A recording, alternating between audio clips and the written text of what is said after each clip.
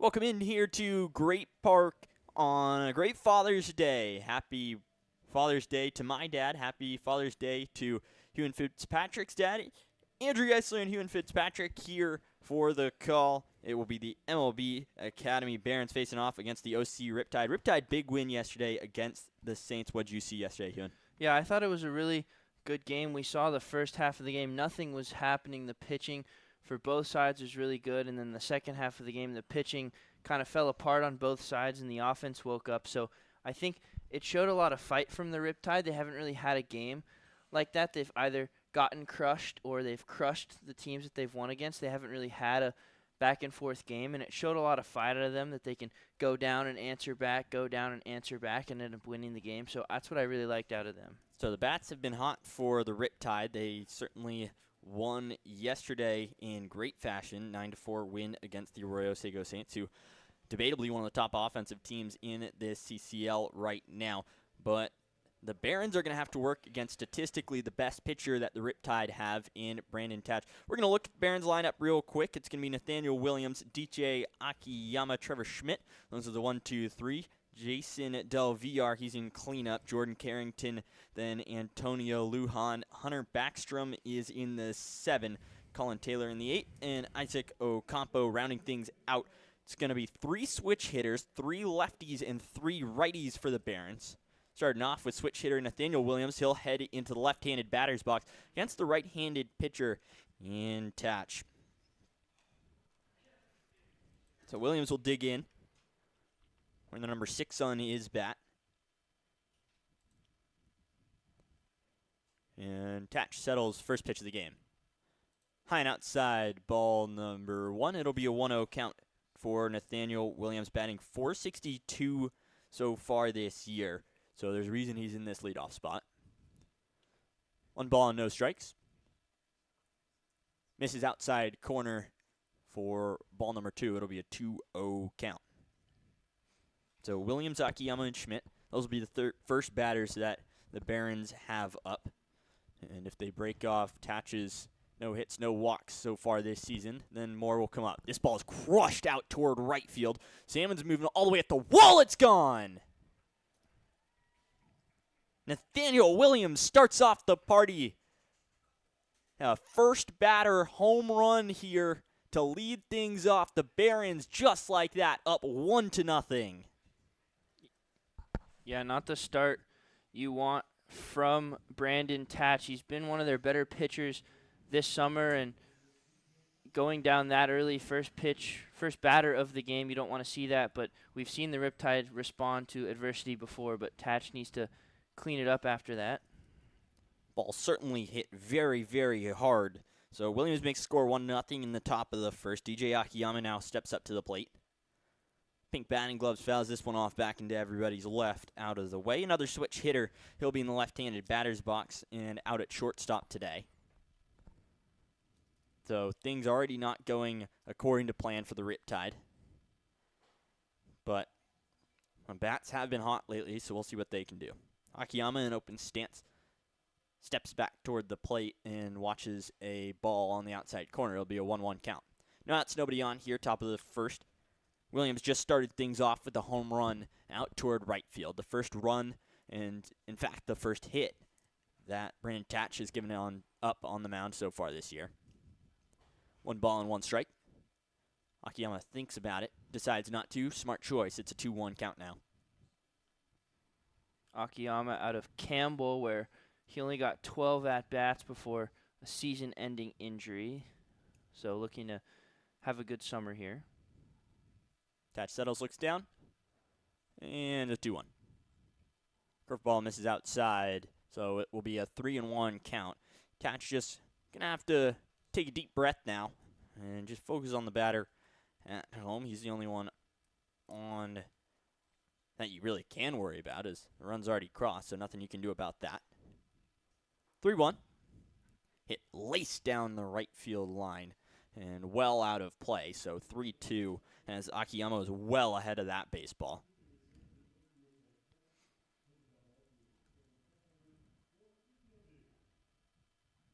So count full now, no outs, nobody on. Right-handed pitcher in Tatch looks on toward Akiyama, the switch hitter, who's in the left-handed batter's box. Payoff pitch. Outside misses, it will be a walk. So now man on first, and it's not the day that Brandon Tatch would love to have. Already given up a home run, and now a man on first after the walk. Yeah, after giving up that home run, you got to come back in the zone and show the offense and show yourself that you can get out of the inning without that. So a walk there is not good. Tommy McGuire's throwing in the bullpen right now. Not sure if it's just a bullpen day for him or if he might be coming out soon. First pitch, the at-bat toward Trevor Schmidt, misses on the outside, or hits on the outside. It'll be an 0-1 count. No outs, man on first in DJ Akiyama. And the score is 1-0 after Williams hits the home run to start things off here in the top of the first. Tatch settles. Lifts, fires, 0-1. Misses low, it'll be a 1-1 count. So the Barons have done all right so far this year. They're 2-4, so not where they would love to be, but obviously can be worse. Riptide right now are 4-4 after their huge win yesterday, or at least 4-4 in the league. Runner already goes. Tatch steps off. It's a balk, so it will be Akiyama now standing on second after he initially went way early, trying to time the jump of Tatch and moved the left heel before the right one, so now it'll be Akiyama standing on second with no outs, and Trevor Schmidt still up to the plate with a 1-1 count. Yeah, not the start the Tatches wanted at all. A home run, a walk, and then box that guy over, so he's going to have to work hard against Schmidt here. Set the belt, looks back at Akiyama. He's dancing all over the base path. 1-1, big swing and a miss from Trevor Schmidt, the lefty. So it'll be a 1-2 count now. Schmidt so far this year batting .273, has 3 hits and an RBI. Would love to get his second RBI here with DJ Akiyama standing on second. Tatch takes a look at him. Now lifts, fires, 1-2.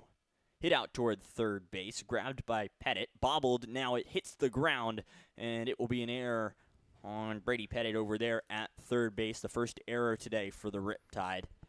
And well, they were doing so well yesterday in that category.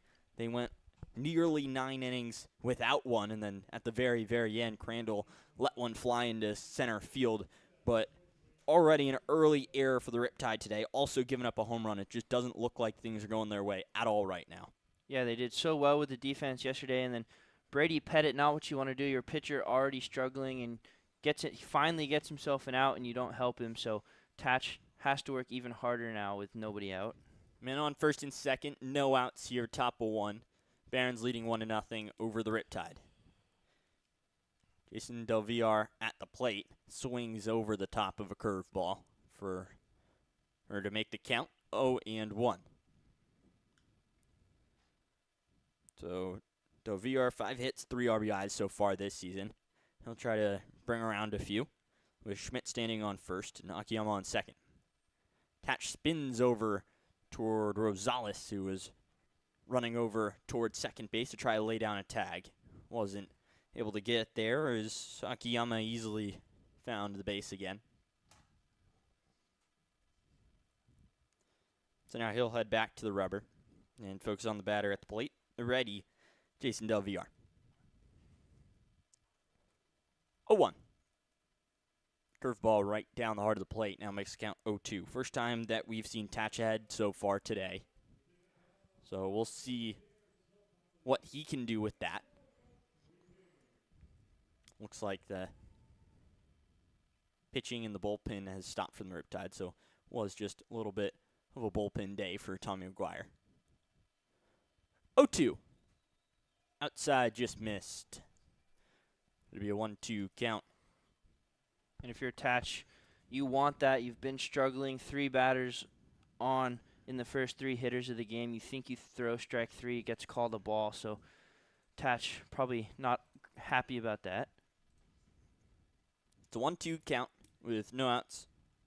And man on first and second.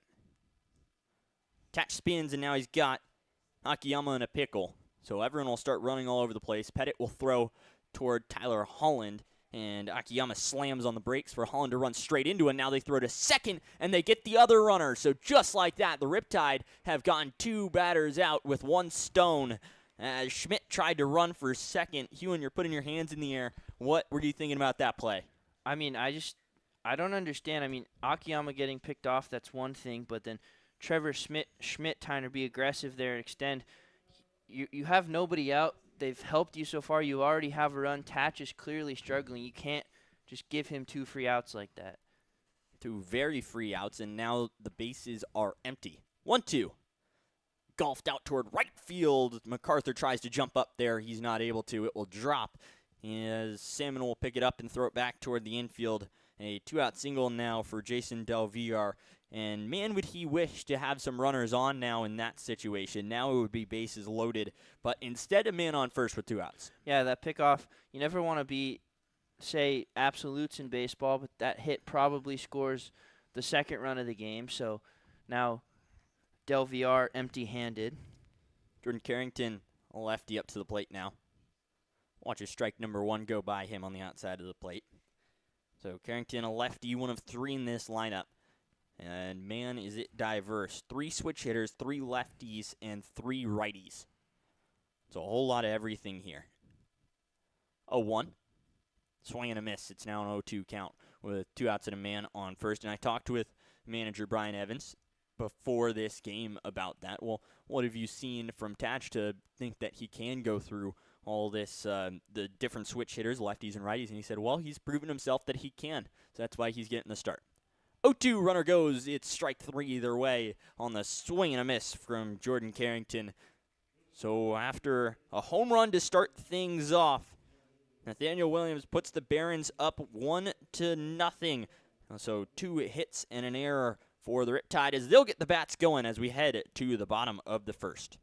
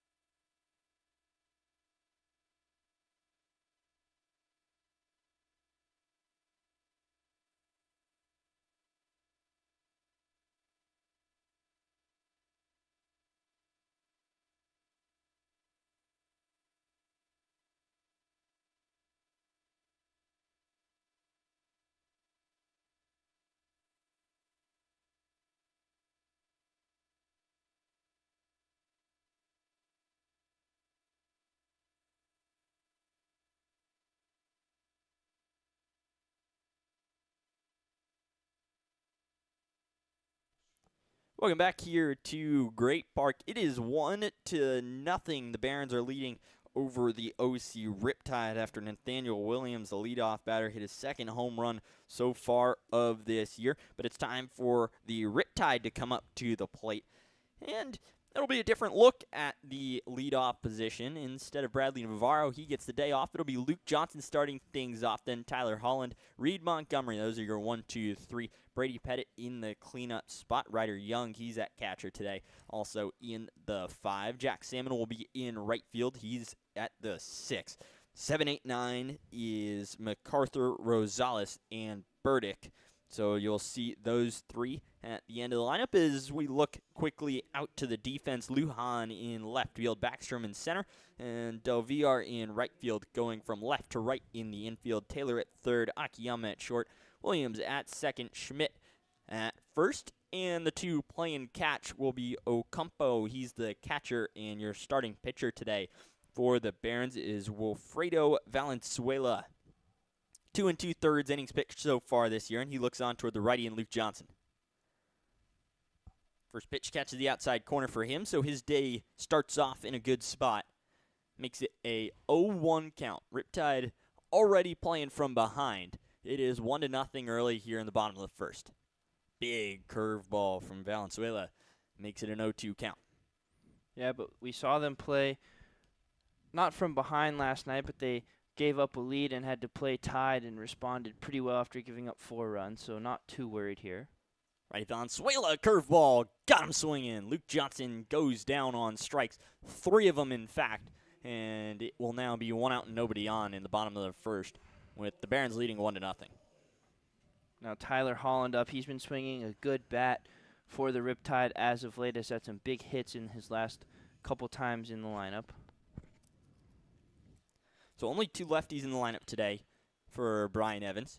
That's Montgomery, who's on deck, and then Salmon, he'll be coming up way later. This big curveball from Valenzuela. Holland watches it go down the middle of the plate. So 4 straight strikes for him to start off the day. Always love that as a pitcher. Right-hander coming out of the windup toward the righty in Holland. Laced down the left field line. It will drop. Going into the corner. Holland will round towards second. Picking it up is Huon in the corner. He'll throw to the cutoff man at short in Akiyama, but Holland will stand up, and it's yet another double for him this season. That's his 4th of the year, so he has 4 hits total, all 4 of which being doubles. Yeah, he started off slow the first couple games, and then a few games ago he had 2 doubles, one of them being a big RBI double to help the Riptide win that game, and he's just continued to hit since then. Another really good at-bat from the Arkansas shortstop. So Holland extends his 2-game hit streak. Now it's up to 3. Coming up to the plate will be Reed Montgomery, with Tyler Holland standing on second base and 1 out here in the bottom of the first, with the Barons leading 1-0. But Montgomery, a guy who has a whole lot of pop in his bat. In the left-handed batter's box, bright orange batting gloves, getting ready for the first pitch, which goes off of his knee. So a hit by pitch for Montgomery. He'll head over to first. So now it'll be first and second with 1 out. And all things considered, that's not the worst thing that could happen with Montgomery up to the plate, as he's slugging .733 so far this year. Was a double shy of the cycle earlier when they played against the Bombers in Game 5. Yeah, definitely someone you don't want to pitch to, but if you're Wilfredo Valenzuela, your team gives you the lead. They have a pretty good inning outside of the base running mistakes. You don't want to let that lead go this early. So righty Brady Pettit steps to the plate now. First pitch seen to him outside corner for strike number 1. It'll be an 0-1 count. Pettit, 2-game on-base streak so far. Last time we saw him was against the Philippines. He went 1 for 3 with a single, 3 RBIs, and a walk. Looks straight back toward Valenzuela. And the 0-1. Curveball fouled back against the screen. Could tell he wanted that one. But he'll have to work now with an 0-2, and I'm assuming the swing will shorten up quite a bit from what he just kind of let rip back toward Valenzuela. Yeah, Pettit could make up for his error here. The error didn't end up biting Tatch, but it made him throw more pitches than he needed to. So if he can come up here, that would help his pitcher out. Riptide are averaging 1.5 errors a game. They already have 1. We're in the bottom of the first inning, with the Barons leading 1-0. Valenzuela sets at the belt. Closed pitching stance looks on for Pettit. 0-2. High in the zone, just misses. It's a 1-2 count now. Our umpires today, Michael Blanchard behind the plate, Paul Graham at first, and Alan Alvarez at third base. Valenzuela sets. He's looking for his second strikeout of the today. Only out is via the K. 1-2. Got him looking on the outside corner. Second strikeout of the day. And we now have 2 outs with a man on first and second. Ryder Young coming up to the plate. That's a really good pitch from Valenzuela right on the corner, a pitcher's pitch, and Brady Pettit nothing to do with that one. So Valenzuela 1 pitch from getting out of this. Gonna have to work through Ryder Young, though, who's in the right-handed batter's box. So righty v. righty matchup. Valenzuela way toward the first base side of the rubber. Looks back twice towards second at Holland before he drops a curveball on the inside part of the plate, but just misses. It's a 1-0 count now with 2 outs and a man on first and second. Barons leading 1-0 here in the bottom of the first, thanks to Nathaniel Williams' leadoff homer on Brandon Tatch. Consuela sets. Kicks, fires, 1-0. Hit high out toward left field. Going back is Huon. He's looking up over at the track. Finally gets there, gets the glove up, and makes the catch. So a scary out number 3, but an out number 3 the less. They only let up 1 hit in that bottom of the first, and no runs, no errors. So we'll head to the top of the second, where the bats for the Barons will come up. Huon, Backstrom, and Taylor coming up to bat for the Barons.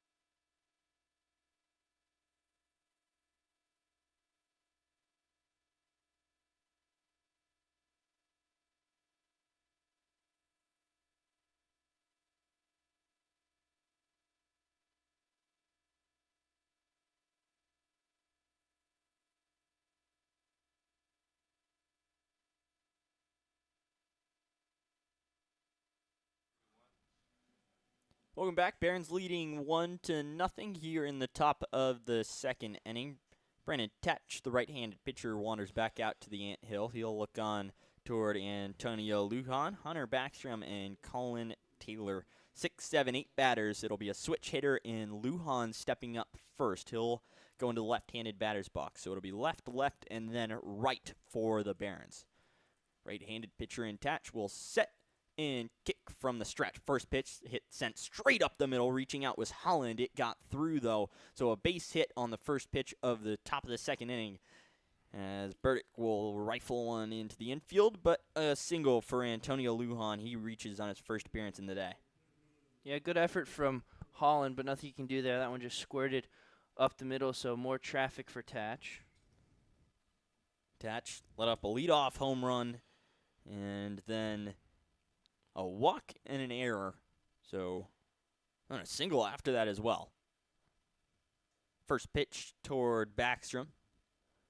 Missed low, ball number 1. And you wonder how you could find 3 outs there after he got a strikeout to end the inning.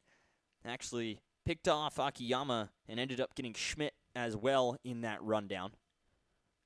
It's the 1-0 missed outside, 2-0 count now. So base running errors from the MLB Academy Barons, but an error from the Riptide as well, something that's become a commonality somewhat for this team. 2-0. Big swing and a miss on the inside part of the plate. Foul tip into the glove of Ryder Young. So it'll be a 2-1 count now with no outs and a man on first and Antonio Huon. Tatch still trying to get going. Gets set. Close stance, kicks, fires. 2-1, misses. It's the 3-1 count. Doesn't want his second walk of the day already. Coming into this game, Tatch had pitched 2 2/3, had 0 walks, 0 hits, 0 runs, and 3 strikeouts. Already given up 3 hits and a run, and make that 4 hits as Backstrom rifles one out toward right field, straight in between the hole of Rosales and MacArthur. So it'll be man on first and second now with no outs. Yeah, Tatch has had to deal with some adversity here the first couple innings. You talked about his last start, really good, didn't allow anything, and now already given up a run, 4 hits, and a walk. So definitely not the day that he was hoping to have, but still only that 1 run and plenty of time to get out of this inning with no damage. No movement in the OC bullpen just yet. Man on second is Huon. Man on first is Backstrom. Tatch will take a step back and rub the mound. Want to see a sign from his catcher, Ryder Young, one more time. Finally finds one he likes for the right-handed hitter, Colin Taylor. It's a curveball that ended up high, so ball number 1, a 1-0 count. It'll be Taylor, a right-handed hitter, and then Ocampo, who's in the on-deck circle, both righties that are getting ready to go. No outs, man on first and second here in the top of the second inning. It is 1-0 currently. Tatch sets at the belt, 1-0. Hit hard out toward left field, just foul. Man, there is probably less than a baseball between where that ball landed in the foul line. But Tatch breathes a sigh of relief as that was almost guaranteed to be 2 runs coming across there to make the score 3-0. But instead we stay at 1-0. Yeah, if Taylor swings a millisecond later on that one, it's probably a double down the line, and Tatch has to deal with more trouble, but now just a strike for him. So a 1-1 count toward Colin Taylor, batting 143 this year. As he watches it go by on the outside part of the plate for a 2-ball and 1 strike count. Taylor has 4 walks so far this year. Might try to work toward his 5th to get up Ocampo. 2-1. Foul tip into the glove makes it a 2-2 count now. Taylor on his way to Abilene Christian in the fall after a quiet year at LA Valley College where he just hit .209 with 2 home runs. Tatch sets. 2-2. Bounces in the dirt, gets away from Ryder Young, but Huon at second just delayed a little bit too long and couldn't go, so he has to scramble back towards second base. He'll stand there. Hunter Backstrom, who just singled, will stand on first. And Colin Taylor will stand at the plate with a full count. Righty looks on toward the righty and Tatch. Sets the belt, looks back toward Huon. 3-2 off the hands. So it will be a hit by pitch, and the base is loaded with no outs in the top of the second, with the Barons leading 1-0. Yeah, Tatch, not the start he would have wanted at all.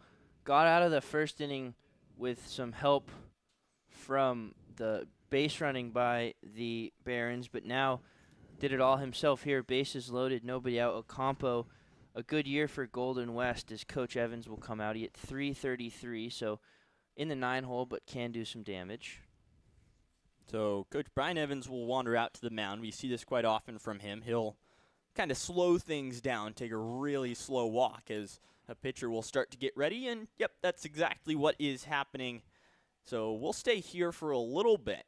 We will not go to break just yet, as we'll talk through bases loaded. Huon, you are a pitcher. What do you think in this scenario? No outs, obviously it's hard, but what's your opinion? What's the move for Tatch? I mean, I think you obviously have to go for the strikeout. He had 10 innings for Westmont and 10 strikeouts, so 1 an inning, and he definitely could do that. So I think you're going for the strikeout and then get the double play to get out of the inning. But if you get the double play and give up the run, I think you take that. It's so early in the game. It's only going to be a 2-0 deficit with how the offense is played. So I think he's going for the strikeout, but he'd be happy with weak contact or double play. So we'll see what happens with Ocampo at the plate. 0-0 bounces in the dirt, ball number 1. It's a 1-0 count with no outs and the bases juiced. 1-0. Barons are leading in the top of the second. The pitcher in the Riptide bullpen currently warming up is a lefty, Dane Grant. It'll be his first appearance that he makes whenever head coach Brian Evans will walk back out to the mound as the 1-0 is smacked out toward left field. It will drop in front of Montgomery. Coming around to score will be Huon. Stopping at third is Backstrom as Montgomery throws it in toward Holland, the cutoff man. And only one run scores there on that single into left field from Ocampo. Brings the order back to the top. It'll be Nathaniel Williams stepping up to the plate, who already has a home run in this game. And, well, Tatch isn't out of it just yet. It's no outs and bases loaded still. Well, he got the weak contact. It was just weak contact to the wrong spot, and it hit the grass for the single. 0-0 catches his zone. So it'll be an 0-1 count now. Score is 2-0 in the top of the second. After Ocampo just scored, Antonio Lujan, who is standing on third, getting ready to tag, but the ball dropped in front of Montgomery. 0-1 just misses outside. 1-1 count now. No outs, and the bases loaded for leadoff hitter in Nathaniel Williams. Had his second home run of the year just earlier today, back in the first inning not long ago. 1-1. Jammed inside. It will be ball number 2. So I talked with Tommy McGuire, one of the starters. He had a similar situation where let the first 3 batters on, and he said, well, the best thing you can do, strike the guy out and then get a double play. That's exactly what he did. And he continued on with his start. We'll see what Tatch does. He bounces one in the dirt. Coming home will be Backstrom. He will cross and make the score 3-0 for the Barons, as moving to second is Ocampo, and moving to third is Taylor. Yeah, and bad to worse for Tatch. He hasn't had control. He hasn't had really much of anything today, and continuing to hurt himself on the wild pitch, and still nobody out here. So he'll get back on the rubber. We'll see how quickly the new pitcher, Dane Grant, could get ready for the Riptide. Tatch nods at the pitch he likes. 3-1. Called for a strike, so it'll be a full count toward Williams. Before the home run today, he was already slugging 1,000. So that number will boost up even more. 3-2. Hit hard out towards second base. Bad hop toward Rosales. He still makes the play. Throws on toward first for the out. But Taylor comes around to score an RBI for Nathaniel Williams, who brings the run across to make it 4-0 Barons. Well, good for Tatch to get an out there. Even though he gave up the run, you just feel like, I got an out. I can go to work now. So important out there. And it is 4-0, which is never a great spot, but we've seen the Riptide respond to 4 runs before. Akiyama now up to the plate. Watches the first pitch on the outside. Bart misses. 1-0 count. I talked with Coach Evans after the loss to the Saints in day 1 of the home and home, where the final score was 11-4. And he said, well, when you go down 9 runs early, it's really tough to bounce back. As Tatch's 1-0 cashes the bottom part of the zone to make it 1-1. So obviously the Riptide never want to give up 9 runs, but certainly this early, it's so hard to battle back from that, even when the bats got hot late in the game. 1 out man on third. 1-1 misses in the right-handed batter's box. It'll be a 2-1 count. Tatch just still trying to work out of this jam, get out of the inning. He's working against a switch hitter on the left side in DJ Akiyama. Already reached so far today. That was on a walk, but got picked off after a good pickoff move from Tatch. 2-1, fouled back off the glove of Young. So it'll be a 2-2 count now, and Tatch maybe has a chance to get his second strikeout of the game. Certainly would like to do so.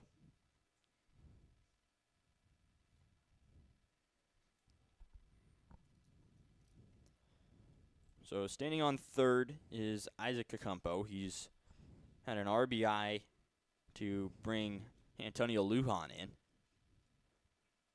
That made the score 2-0. It's now 4-0. Chopper right back toward Tatch. He stares at the runner at third, throws on to first, gets the out.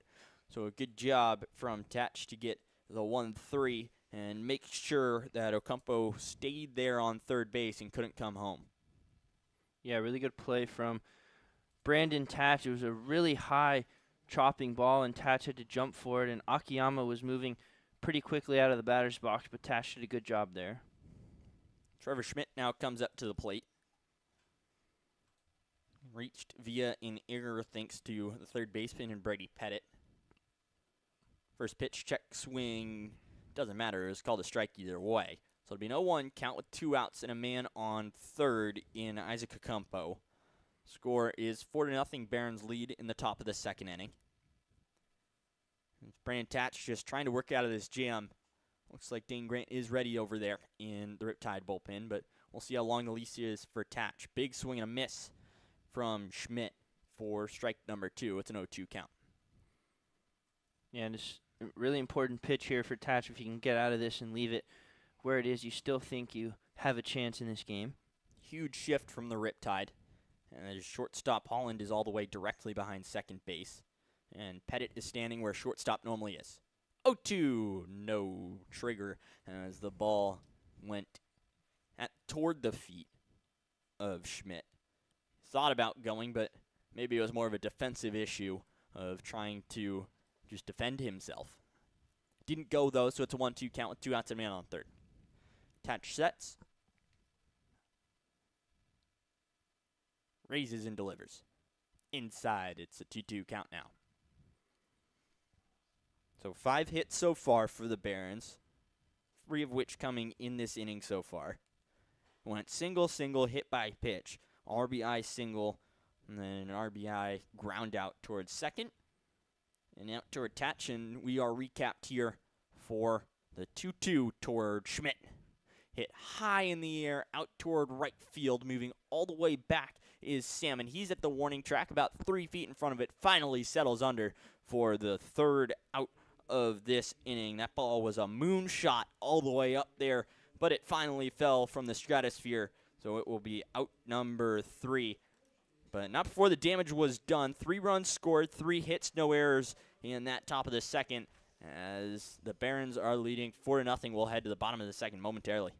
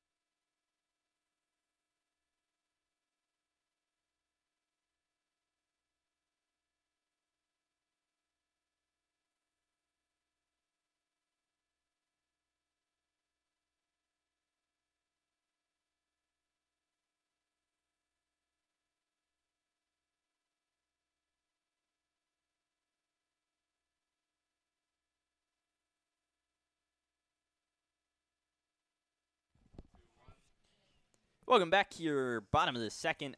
After Barons put up 3 in that top of 2, it is now 4-0. Middle to bottom part of the order will come up for the Riptide. It will be 6-batter Jack Salmon, then Grant MacArthur and Marcos Rosales, 6, 7, and 8. A lefty and 2 righties for the Riptide, who are down by 4. And we'll see what the lefty Jack Salmon can do to start things off for this OC squad. We'll be working back against Wilfredo Valenzuela, the right-hander on the mound. First pitch rides the chalk line of the righty batter's box for ball number 1. It'll be a 1-0 count. So right side of the infield is playing back on the outfield grass. Taylor, who's at third, is on pretty much the infield grass as 1-0 is fouled back into the glove of Ocampo behind the plate. It'll be a 1-1 now. Salmon so far this year, batting .200. Last time we saw him was against the Philippines. He pinch hit in the 8th, grounded out toward the pitcher as the 1-2 is fouled back off the glove of Ocampo. So it'll be a 1-2 once more. And coming into that game, he had a 2-game hit streak. But since he grounded back to the pitcher, that ended. He'll have to restart that streak and see what he can get it back up to. No outs, nobody on. 4-0, Barons leading. Bottom of 2. 1-2 is spiked into the dirt in front of Salmon. So it will be a 2-2 count now.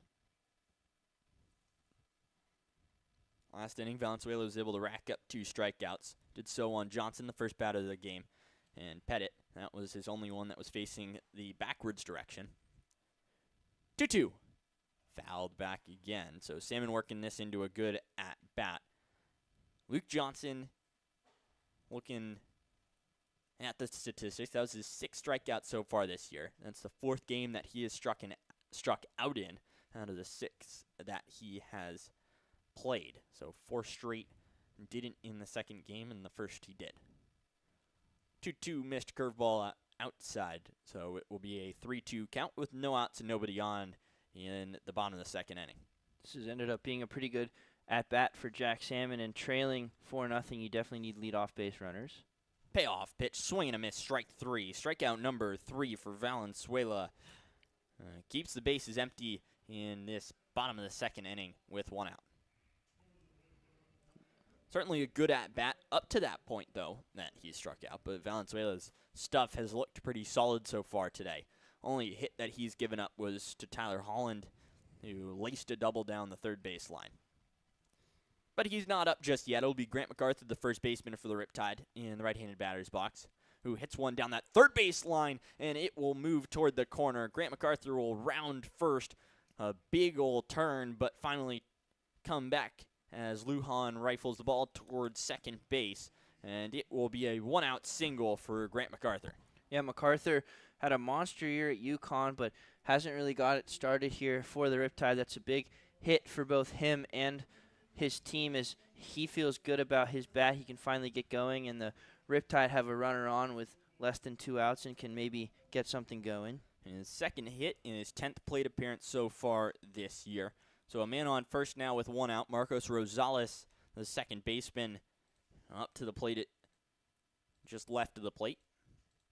First pitch hit out towards short. Akiyama flips on to second toward Williams, fires on to first toward Schmidt, and a tailor-made 6-4-3 double play to end that inning. So just as the Riptide get things going, Valenzuela shuts it down. 1 hit, no runs, no errors, and nobody left on as we head to the top of the third. Barons leading 4-0.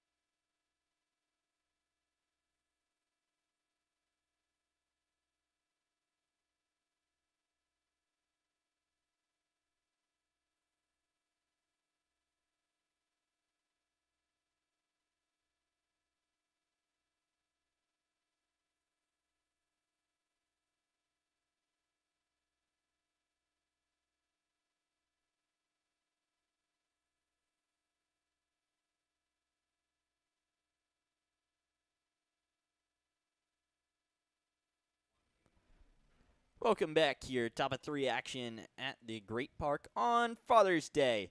So a great day for some baseball. Barons are leading 4-0 here in the top of the third. Dane Grant going to make his first appearance in the blue and orange. Huon, what have you seen from him at UCI, or what stands out? We haven't seen anything from him at UC Irvine. Actually, he was a freshman this past year for the Anteaters, did not appear out of the bullpen, so this will be his second collegiate action, actually. Last year played summer ball up in Alaska, so pretty cool experience for him, but yet to appear for both the Anteaters and the Riptide, the big lefty just down the freeway from here from San Juan Capistrano, so we are all getting a new look at him for the first time. Well, it's to the top of the third, 4-0 ball game. Dane Grant now in. He'll face against Del Villar, Carrington, and Lujan. First pitch toward the righty, Jason Del Villar, is missed high for ball number 1. Barons have put across runs in both innings so far. In the second, they brought across 3. 1-0 swing and a miss, strike 1. So it'll be a 1-1 count. In both innings, their leadoff guy has gotten on. In the first, it was Nathaniel Williams. Guess he wasn't on for very long. In fact, he just trotted around the base pass. That was a leadoff home run. And then Antonio Lujan had a single. He ended up coming around to score later. 1-1's called for a strike on the inside part of the plate. It's a 1-2 now with no outs and nobody on. Del Villar out of San Bernardino Valley College, where he hit .354 and 5 home runs, so a big bat for this Barons team. 1-2. Misses outside. It'll be a 2-2 count. Also a .505 on base percentage, so can get on without swinging the bat. Grant shuffles the baseball in his black mitt. Finally raises up toward his eyes, and the 2-2 from the windup. Called strike 3. On the second strikeout of the day for the Riptide, and the first one for Dane Grant as an OC player. So he'll look on toward Jordan Carrington, the only person who hasn't reached on base so far for the Barons. Hit out toward second. Rosales will throw on to first for out number 2. So a quick 2 outs now for Dane Grant. And it looks like the Riptide are in a good spot to hold off the Barons and keep this game at 4-0.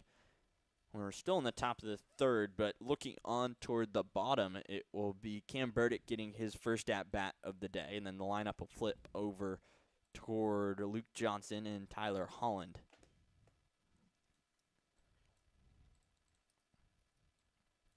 Grant moving quickly through this bottom half of the third inning. Finds the outside corner for strike number 1. 2 outs and nobody on. It will be Antonio Lujan, who had a single last inning. Ended up coming around to score. That was run number 2 for the Barons. Grant's 0-1. Curveball hit out towards second. Rosales has already had some action in this inning. The ball hops straight over his glove and rolls into center field. And it's certainly a tough one. Not sure if we're going to count that one as an infield single or an error. Just bounced over his head. Not a very good hop, Huon. Yeah, I think that's going to go as a hit. It's a tough play for Rosales. Yes, he got a glove on it, but not the tallest guy out there at second base. And I think Lujan was going to beat that one out. So I think Lujan will get his second hit of the day. I would agree. So a man on first now with 2 outs. Grant will come out to the stretch for the first time and miss his first pitch wide. It's a 1-0 count. As Hunter Backstrom will step up. He had a single as well in that second inning. Ended up coming around to score via a wild pitch from Brandon Tatch. His day ended rather abruptly. 2 innings pitched, 5 hits, 4 runs all earned, 1 walk and a strikeout for him. 1-0. An ugly swing from Backstrom. Looked like he was just forced to do so on that slider that ended up crossing all the way around the plate. So a 1-1 count now. And Grant, if he can get out of this, has done a really good job. They're going to need some length out of him, so he's doing a great job so far in his first appearance. 1-1 misses. It's a 2-1 now. 2 outs man on first. The Barons leading 4-0. Grant and the Riptide looking to put a donut up on the scoreboard for the first time for the Barons in an inning. 2-1 big loopy curveball in there for strike number 2. So 2 balls and 2 strikes. Backstrom batting .263 so far this year. Already has a hit today. That's number 6 so far in his season. Grant's 2-2. Swing and a miss. Strike 3. Second strikeout of the game for Dane Grant. He helped strand a runner for the Barons, who goes scoreless in that top half of the third, but do get a hit on no errors. So we'll head to the bottom of 3 with the Riptide trailing by 4.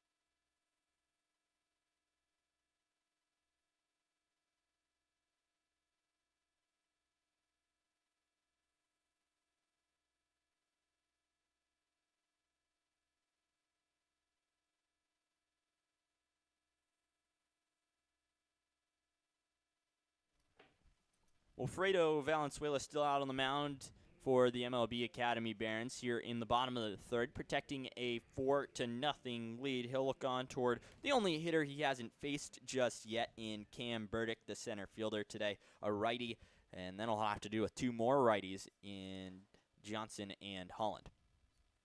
First pitch of the inning, huge curveball which drops right into the middle of the plate, middle, called for a strike.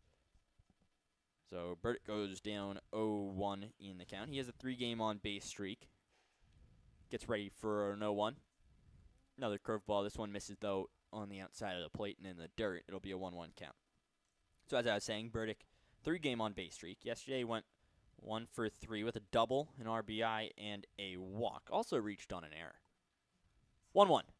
Another curveball swings straight over the top of it to Burdick. So it'll be a 1-2 count now. And Valenzuela in a good spot to get strikeout number 4. Barons have absolutely no action going on in their bullpen, and I don't blame them. 1-2, swung on and missed, strike 3. Ball in the dirt. Ocampo will grab it and throw on to first for out number 1 in this bottom of the third inning. And a good pitch there from Valenzuela to get strikeout number 4 of his day. Yeah, Valenzuela, he's looked really good so far. His team has given him a lead, and he's just gone right after these Riptide hitters. Only a couple hits allowed and a hit by pitch, but nothing happened from those, so he's looked really good, and the Riptide need to find something here. I'll look toward leadoff hitter Luke Johnson, to do that, as he swings and misses on the first pitch on the outside of the plate. Struck out in his first appearance, so looking to get revenge for that. 0-1 curveball, another swing and a miss. It is now 0-2 with 1 out and nobody on in the bottom of the third, with the Barons leading 4-0. Johnson yesterday went 0 for 4, but did have a sac fly RBI to bring a run around. Valenzuela looking for his second straight strikeout. 0-2. Punched him out. Throw it around the horn, Ocampo, as Valenzuela gets his second strikeout in a row and the 5th on his day.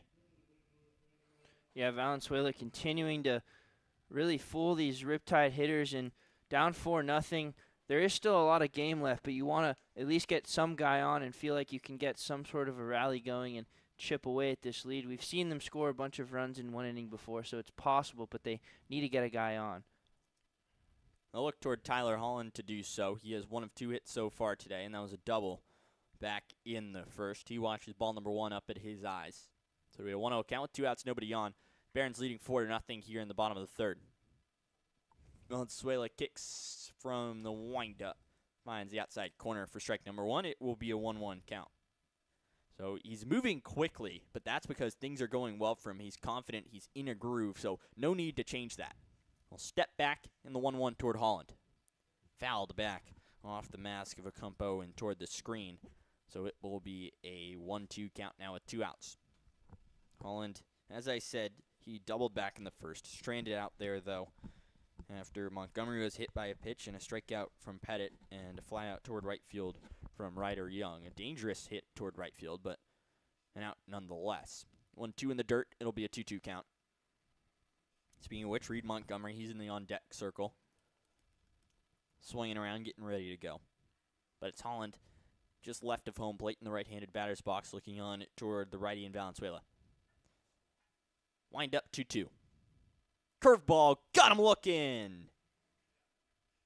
Wilfredo Valenzuela strikes out the side for his 6th strikeout of the day. And he goes 1, 2, 3.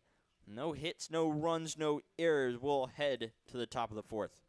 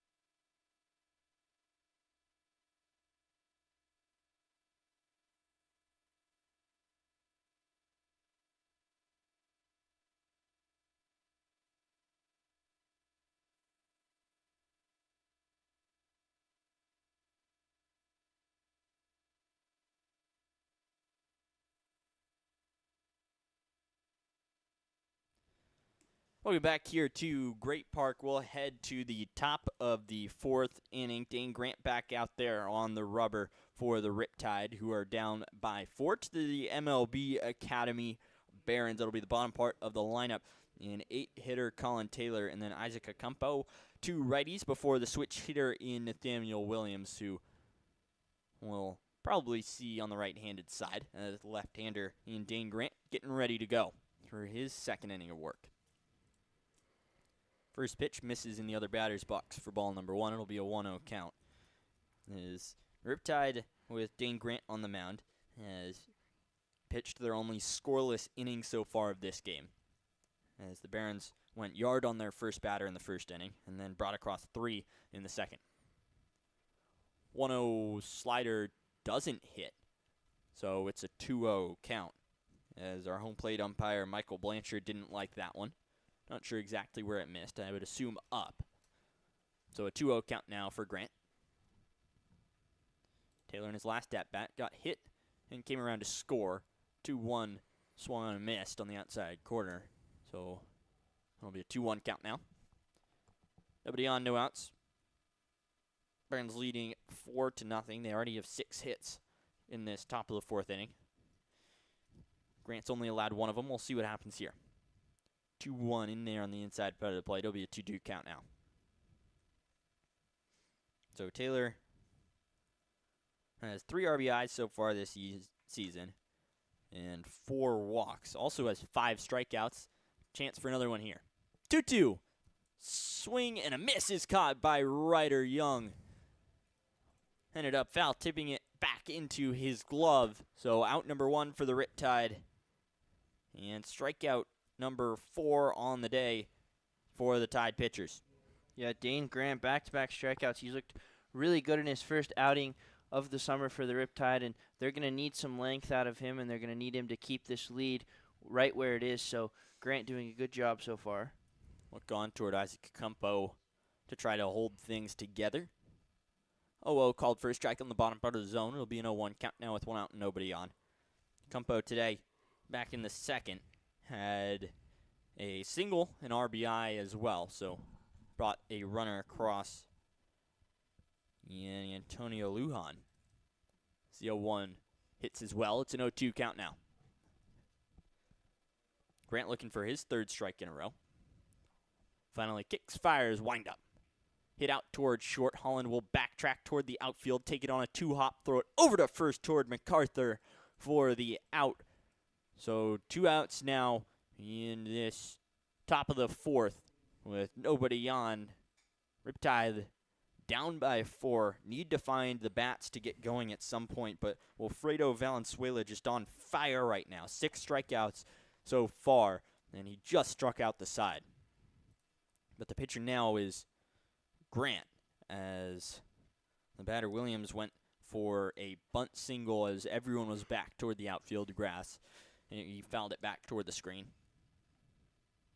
Nathaniel Williams, 2 RBIs already today. Led off the game with the home run off a catch and then grounded out for an RBI. And the funny thing about that, his year at Santa Ana College, he didn't hit any home runs, so already at least up to 1 on the summer. He's up to 2, had 1 earlier. But this is our first time seeing him as a righty hitter so far. 0-1 fouled off the glove of Ryder Young, so an 0-2 count toward him. Grant's looked good so far in his first appearance, not necessarily start as a Riptide pitcher. Middle infield back against the grass. Pettit and MacArthur most of the way there. 0-2, strike 3, swinging as Grant sits down Nathaniel Williams for strikeout number 5 of the day for the Riptide pitchers and strikeout number 4 of the day for himself. So a 1-2-3 inning now for the Riptide. No hits, no runs, no errors, nobody left on base. We'll head to the bottom of the 4.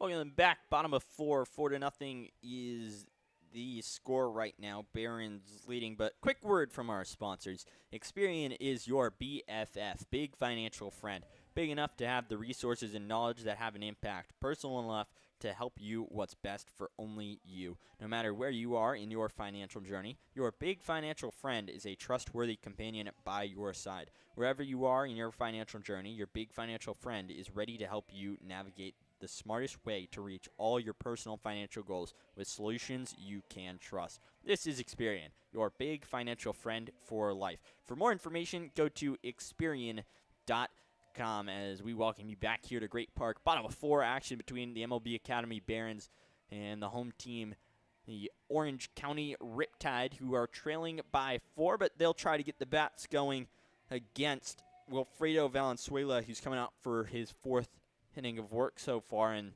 man, has he been pitching well. 6 strikeouts so far today. I don't have him down for a walk, but I do have him for a hit by pitch. That was on Reed Montgomery. He'll be the guy that's walking up to the plate toward the left-handed side, and then Brady Pettit and Ryder Young. What do the Riptide have to do to kind of get through Valenzuela right now? I think it's just getting the leadoff guy on. Montgomery got on last time with the hit by pitch, so I think if he can get on, it sets up the middle of the lineup with Pettit, Young, and Salmon 4, 5, 6. So if Montgomery can get on or even hit a home run, do something like that, I think that sets the offense going and feels like they can get back in the game. On base, certainly important. So lefty Reed Montgomery will work against the righty and Wilfredo Valenzuela. First pitch toward Montgomery, hit out toward left field. It will drop for a base hit, just as Huon said. Getting on base to start things off. Montgomery with the first hit since the second inning and the third of the day. But listen to this. This is the first time that not only the leadoff batter has gotten on, but hasn't struck out, in fact. Back in the first, that was Johnson who struck out. Then the second was Salmon. Third was Burdick. And now Montgomery gets on first with no outs. And we'll bring up Brady Pettit, the right-handed hitter. So Valenzuela going to have to work out of the stretch for the first time in a while. He'll throw back toward Montgomery at first, who gets the white uniform dirty. Yeah, Montgomery, as I was talking about, really important there to get on. Also a threat to steal, so he could potentially get a runner in scoring position with his legs, and I think that this will start to set the offense going. First pitch toward Pettit, well inside. Ball number 1.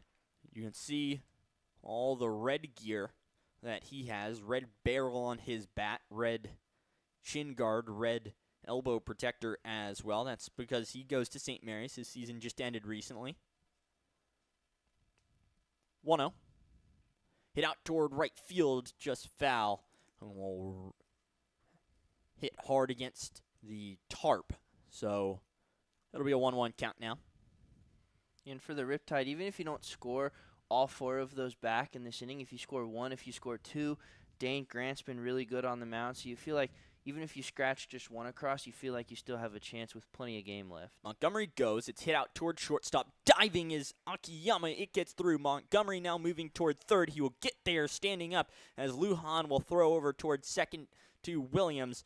So a no-out single for Brady Pettit moves the runner Montgomery to third on the hit and run. And the Riptide have runners on the corner with catcher Ryder Young coming to the plate. Exactly what I wanted to see. Montgomery leads off with a single. Now the offense is starting to click. Pettit, a really good job there. That really did his job there. He hit a ground ball, which would be a double play, but with Montgomery running, the shortstop, Akiyama, was pulled out of his position, and Montgomery able to sprint to third. So really good opportunity for Ryder Young here. The righty Young will go against the righty in Valenzuela. First pitch toward Young. Big swing and a miss on the breaking ball. Strike number 1. So an 0-1 count. And if you remember back toward the first inning, if you were with us, Young had a very loud out toward left field. And was caught out by the warning track and out nonetheless, but certainly hit hard. As the ball is thrown over toward first, coming across to score will be Montgomery as that ball rolls toward the bullpen. So a miscommunication from Valenzuela and Schmidt moves Montgomery across to score, making it 4-1. Pettit will move on toward second base. It'll be a man on second with no outs and an 0-1 count toward Ryder Young, with the score now 4-1 in the bottom of the 4th. Valenzuela will set on the first base side of the rubber, turn back, and throw a 1 bounce toward Williams at second. So almost another error there, which brought that run across. Valenzuela finally going to work back and look toward Young. 0-1 to him. Hit out towards shortstop. Chopper. Akiyama gets it on the second bounce, throws on to first for out number 1 in this bottom of the 4th inning, which the Riptide have already brought across 1. So offense starting to get going. It'll be Jack Salmon coming up to the plate now. Already a strikeout today, back in the 2nd. We'll see if he can get back in the positive on the box score. That's a good out from Wilfredo Valenzuela, you make a mistake to advance the runner to second and bring a run home, but you make Ryder Young have a non-productive out, so good job from him. Lefty Salmon getting ready for Valenzuela's first pitch. He swings straight over the top of it, so an 0-1 count now. Salmon, in his last appearance, pinch hit in the 8th against the Philippines. Grounded out toward the pitcher. One out, man on second. And Brady Pettit, 0-1. Fouled off of Salmon's foot, so he'll be down 0-2 now. And in a not very good spot, as he might get his second strikeout of the day here. Valenzuela would love to have it. He went and struck out the side in the 3rd, hasn't had one since. He's let up 2 singles and then just got his first out of this bottom of the 4th inning moments to go. One out, man on second. It's 4-1 here in the bottom of the 4th. Valenzuela kicks, fires, 0-2. Curveball low, it will be a 1-2 count. And if you're Salmon, even if you make it out here, you want to try and move Pettit to 3rd. We've seen a lot of wild pitches in Riptide games from both sides, so if you get that runner to 3rd, there's a chance of scoring a free run. 1-2. Check swing out toward the Riptide dugout. So fouled off. It'll be a 1-2 in a few moments. Grant Mayu standing over there.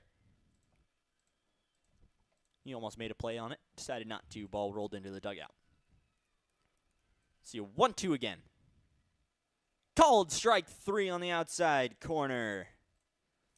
Strikeout number 7 for Wilfredo Valenzuela, who's having himself a day on the mound. Only one mistake is what has allowed the Riptide to score the run earlier ago. But called strike 3 on Jack Salmon. So now we'll have to deal with Grant MacArthur. He sets in a closed stance at the rubber. First pitch to MacArthur. Curveball called for a strike on the outside corner. So it'll be an 0-1 count with 2 outs. A little bit of movement in the Barons bullpen. They're getting someone ready to go. But Valenzuela is still pitching well. Only allowed 1 run. That was due to him and a poor throw back to first. 0-1. Curveball hit out down the 3rd base line, which rolls foul. Just next to Daniel Troncalli out there in the Riptide bullpen. So it'll be an 0-2 count toward Grant MacArthur. Has a single back in the 2nd inning. And then was got out on a 6-4-3 double play on basically the next pitch by Rosales. 0-2. Called strike 3 again. Valenzuela just on fire right now. Second called strike 3 in that bottom of the 4th inning. And the 8th on his day. So only allows 1 run, but it was on the air. And a runner left on base for the Riptide as we move on toward the top of the 5th inning. Scores 4-1, the Barons lead.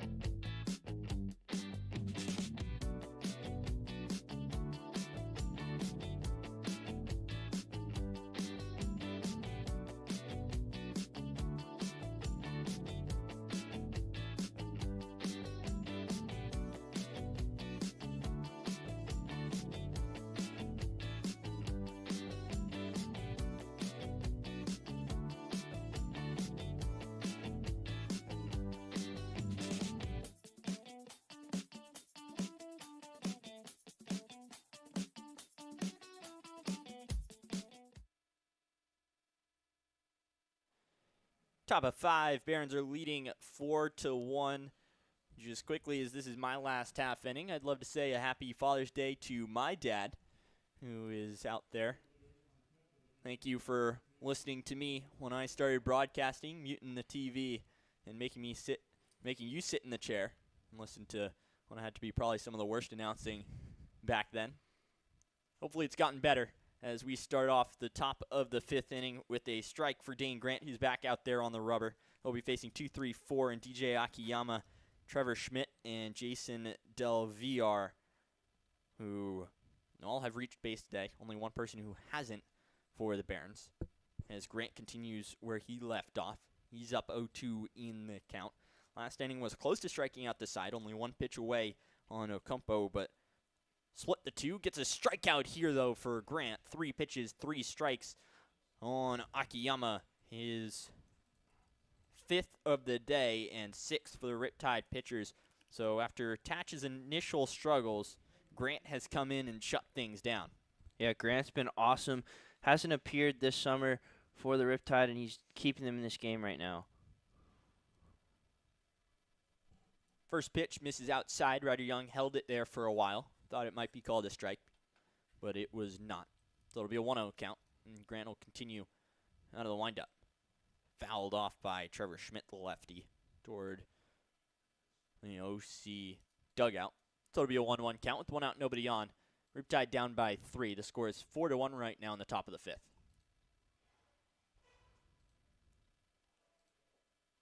Dane nods, likes his pitch, throws a slider that just misses on the inside.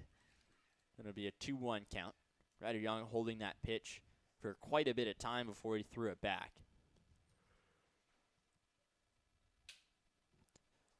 Dane Grant's 2-1. Hit right back up the middle, off the mound. Short hops Tyler Holland into the outfield off his glove. Definitely not an error. It will be a single for Trevor Schmidt, who will stand on first now after he takes a big round, and it will be 1 out and a man on first for Jason Del Villar stepping up to the plate. Yeah, that ball was hit really hard by Trevor Schmidt. Holland made a heck of an effort there, but the ball just ate him up. It was hit too hard, so Trevor Schmidt will get on base for Jason Del Villar, who struck out looking his last time up. So 1 out man on first.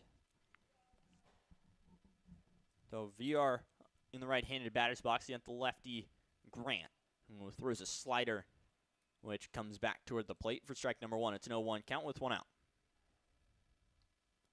Carrington in the on-deck circle, only person who hasn't reached on base today in some fashion for the Barons. He'll be trying to do so in a few moments as pitch from Grant is in the dirt. So a 1-1 count. Unless Grant can somehow get a double play in this game. They've gotten none so far. We have seen some double plays out of them the last couple games to get out of some tricky spots. 1-1 not called. It will be a 2-1 as that one low in the zone. So Grant working with a little bit of traffic now. It's the first hit for the Barons since the 3rd inning when Antonio Lujan got aboard. 2-1. Hit out toward 3rd. Pettit's going to throw on to 2nd. Rosales throws on to 1st. It is not in time. So they get the first one at 2nd, but do not get Del Villar at 1st. So it'll be fielder's choice there, and Del Villar will stand on first now with 2 outs, and Carrington coming up to the plate. Good job from Grant there. He got the ground ball. Unfortunately, VR a little too much speed to make it a double play, but Grant looking good so far. His first pitch toward Carrington misses outside. It's a 1-0 count with 2 outs and a man on first. 4-1 is the score currently with the MLB Academy Barons ahead over the Orange County Riptide in the top of the 5th inning. Grant looks to first. Runner goes. Throw from Ryder Young towards second base is placed perfectly, but a slide from Del Villar into the glove of Holland, dislodges the ball, so he'll be safe at second. So now runner in scoring position with 2 outs for the Barons. Yeah, heck of a throw from Ryder Young. They had him there, but Holland unable to squeeze it, so Grant will have to work around the runner in scoring position. Carrington still at the plate. Left-handed batter's box against the lefty in Grant. Slider off the glove of Young. Moving to third now will be Del Villar, who takes a big turn and will wander back as Grant has to cover home and will take a long walk back to his rubber with a 2-1 count and 2 outs and a man on third. So Grant getting his first little bit of trouble so far today. Middle infield back against the outfield grass. 2-1.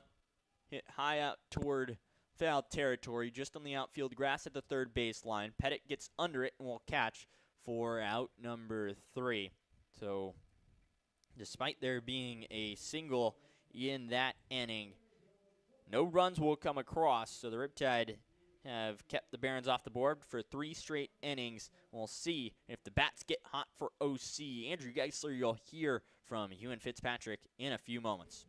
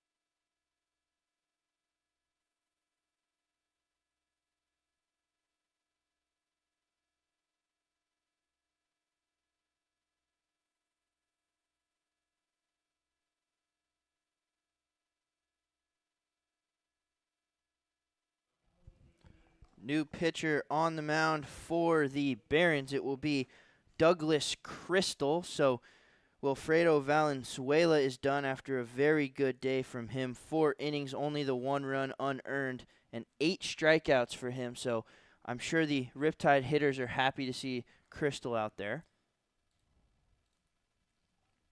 Crystal will face Marcus Rosales, who grounded into a double play his last time up. First pitch is way inside for ball 1. Crystal out of Cypress Community College, just close by here, where he went 33 1/3 innings to a 4.32 ERA, so pretty good for them.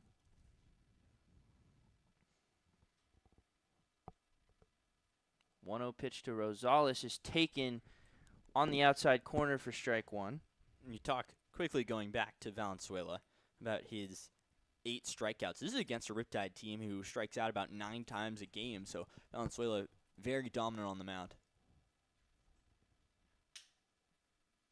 1-1 pitch to Rosales off the outside corner for ball 2. Yeah, you talk about they average 9 strikeouts a game. He had 8, so they're hoping to have better at-bats against Douglas Crystal, and I think they had that last inning. Besides the strikeouts, they had some better at-bats.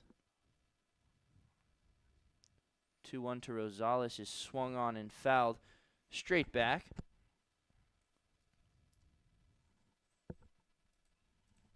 Two balls and 2 strikes. Cam Burdick, one of those 8 strikeout victims is on deck.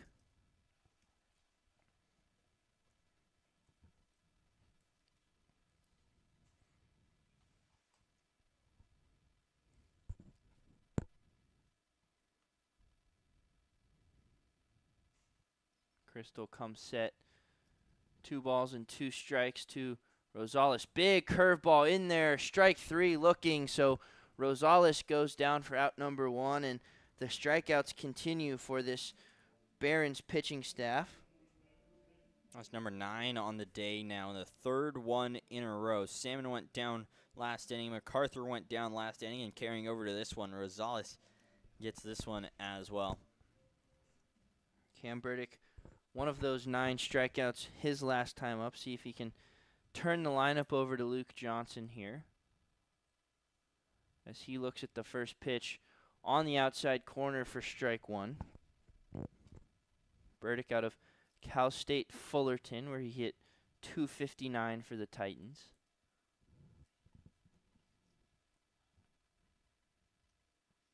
A 1 pitch on the way, misses in the dirt, away for ball 1.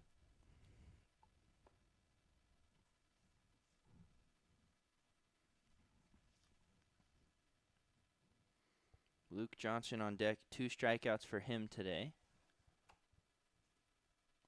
1-1 pitch to Burdick, catches the outside corner once again for strike 2. So Burdick, yet to get the bat off his shoulders, going to have to protect here.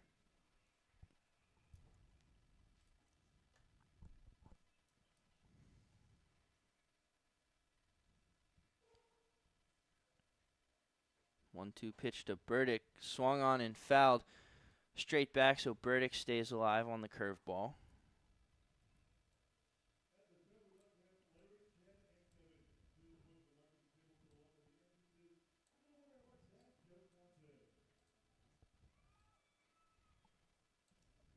One and two count.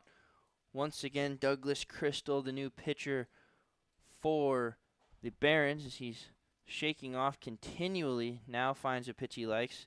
Finally in agreement with Isaac Ocampo. 1-2 pitch once again. Burdick fouls it back into the parking lot, so he'll do it again 1-2. Can't be easy as a pitcher to shake that many times and then feel confident afterwards in throwing a ball. Yeah, and he got it in the strike zone. It's always a bad look when you shake off and then throw a ball. We'll do 1-2 for a third time. This one misses in the dirt, away to even the count. Some walking around in the Barons bullpen, but no warming up, so I think they're going to see how far Crystal can go. Nothing happening in the Riptide bullpen, so this will be Grant's game for a while.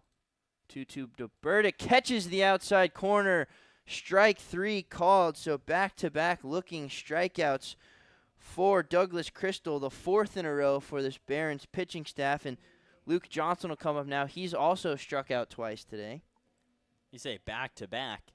You also have to look as well, if we're continuing with Valenzuela, that's back-to-back-to-back-to-back backwards Ks for the Barons against the Riptide. Yeah, clearly the hitter's looking for something else. First pitch to Johnson, swung on, flared towards right field, but it's going to hang up. Jason Del Villar makes the catch, so Riptide go down unceremoniously. They still trail 4-1.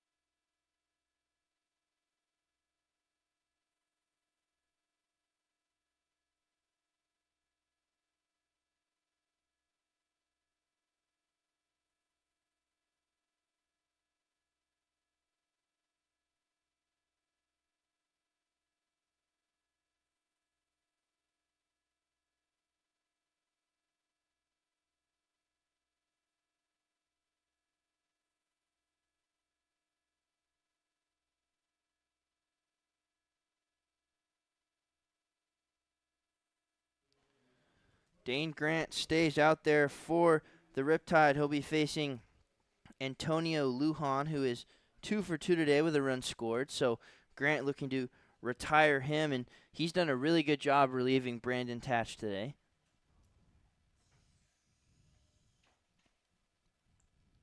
First pitch to Lujan is swung on and flied towards Burdick in center field, who takes 3 steps and makes the catch for out number 1. So Grant continuing to pitch well here.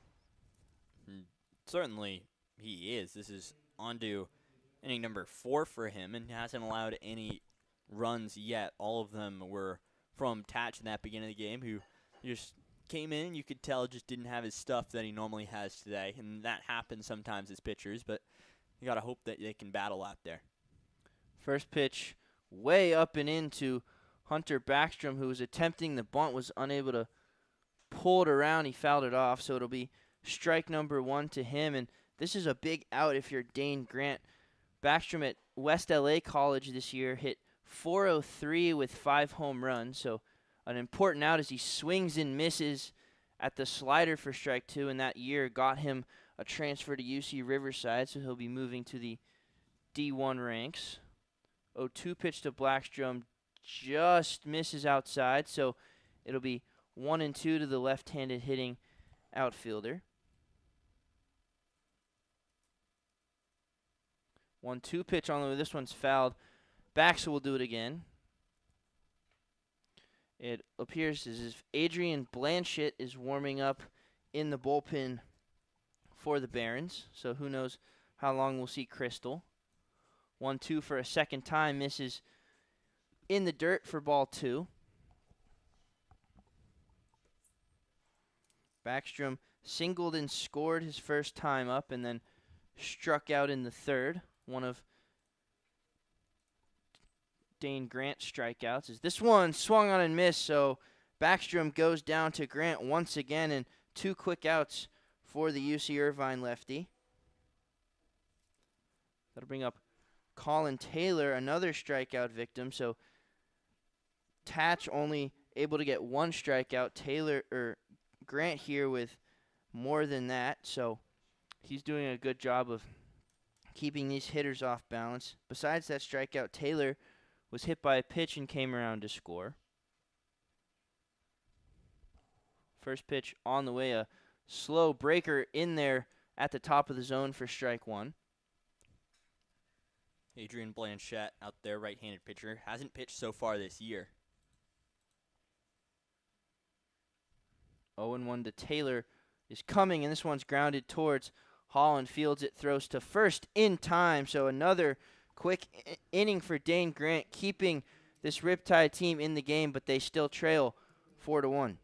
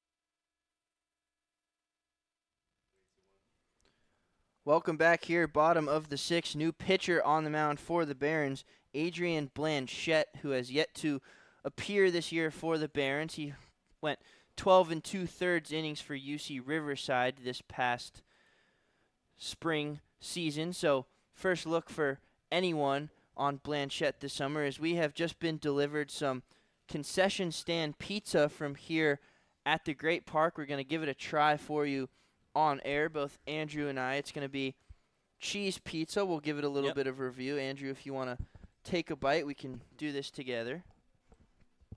Cheers.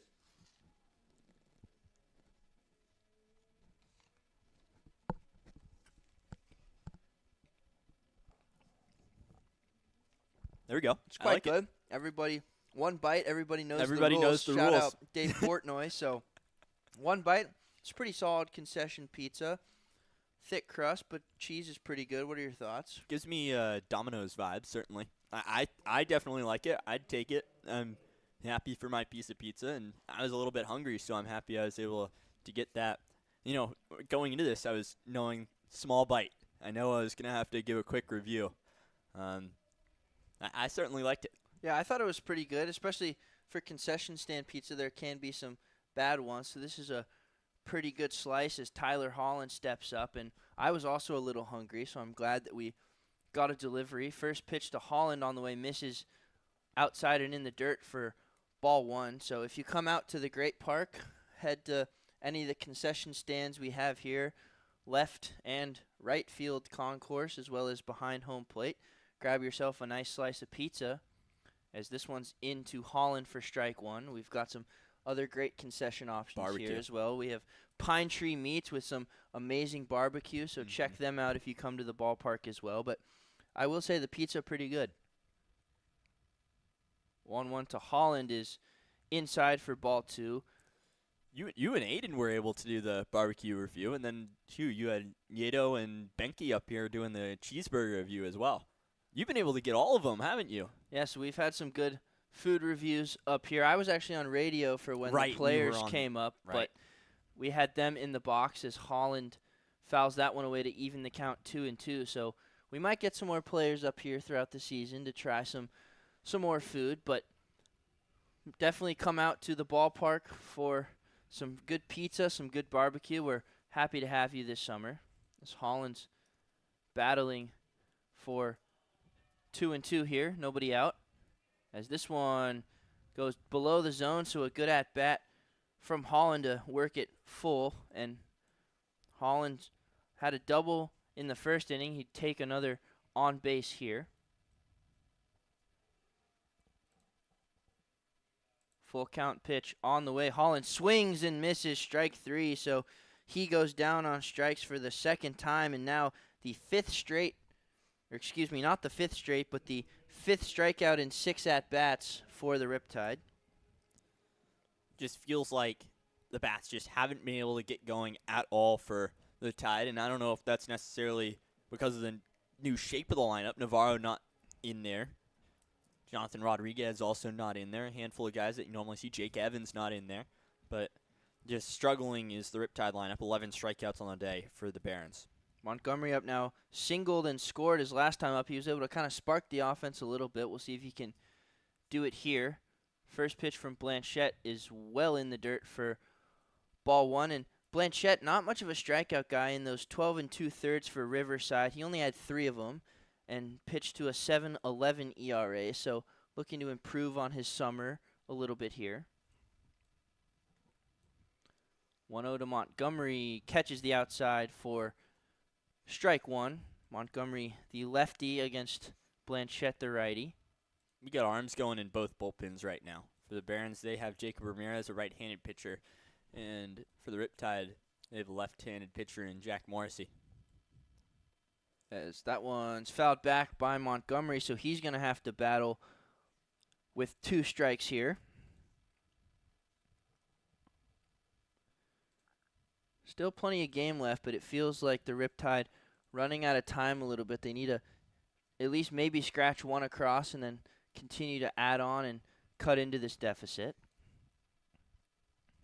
Montgomery facing a 1-2 count pitch on the way. Swing and a weak ground ball to third. He's hustling out of the box. Throw across the diamond. just gets the speedy runner in Montgomery. A good play from Colin Taylor for out number 2. Man, that was a close play. Montgomery came out flying out of the batter's box. And, I mean, that's when you want to see from a lefty, even if he is a power hitter. He's slugging right now 733. So even with the power hitters, if he just puts the ball in play, getting out of the box that fast and extending some of those different appearances to be able to get on base. Yeah, he made it tough for Taylor, and we had a bit of a delayed call from Paul Graham, and he made it tough on him as well. So good hustle from Montgomery, but to no avail, and Brady Pettit will have to start the rally with 2 outs. First pitch he sees is swung on and fouled back, and he was part of that mini rally in the 4th. He singled and then advanced to second on the air by Valenzuela, but was left there after 3 straight outs. So he's down early, no balls, and 1 strike. Pitch on the way, and this one outside and low to even up the count. Brady Pettit from my hometown down in Encinitas in San Diego. So some San Diego, a lot going on in this lineup and in this game. 1-1 to Pettit, who looks at one well off the plate for ball 2. Hit .429 with a home run for St. Mary's this past season, who made it to an NCAA regional before falling short.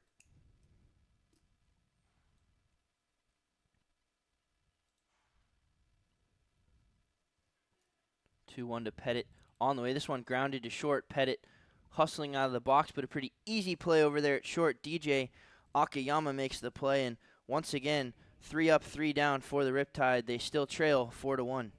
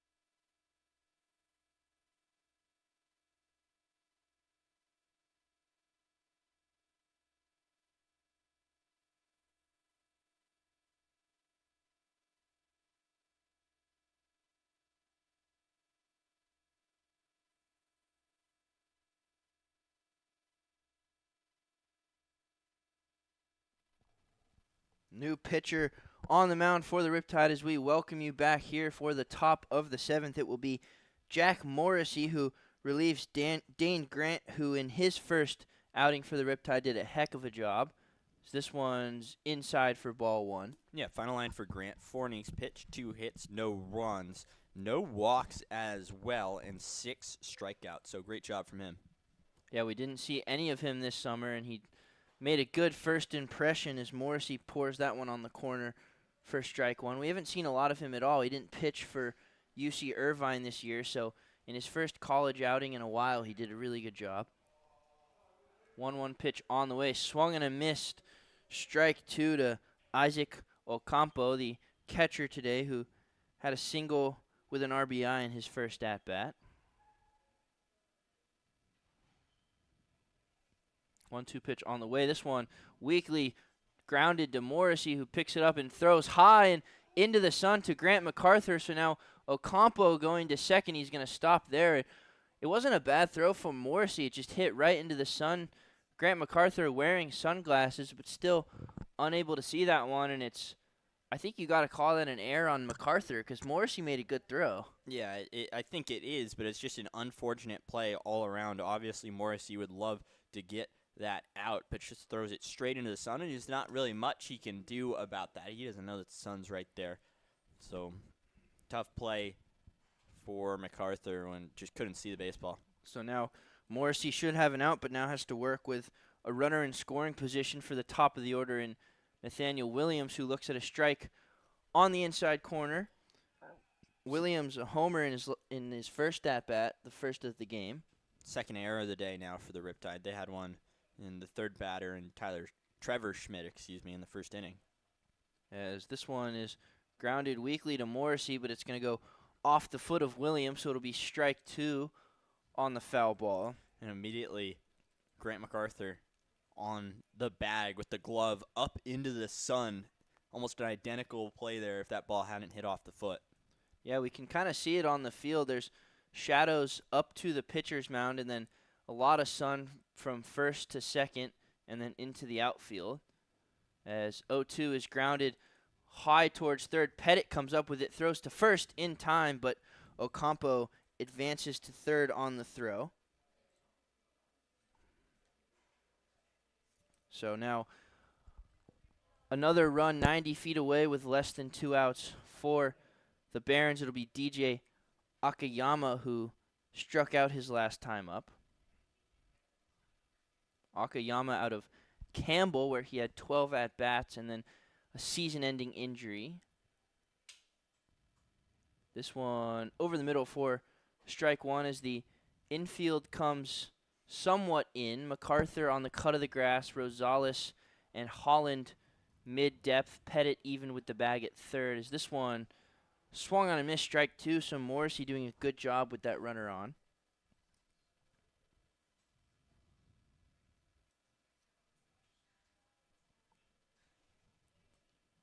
O2 pitch to Akiyama. Outside corner, but called a ball. Really, really good pitch from Morrissey there, but Akiyama stays alive.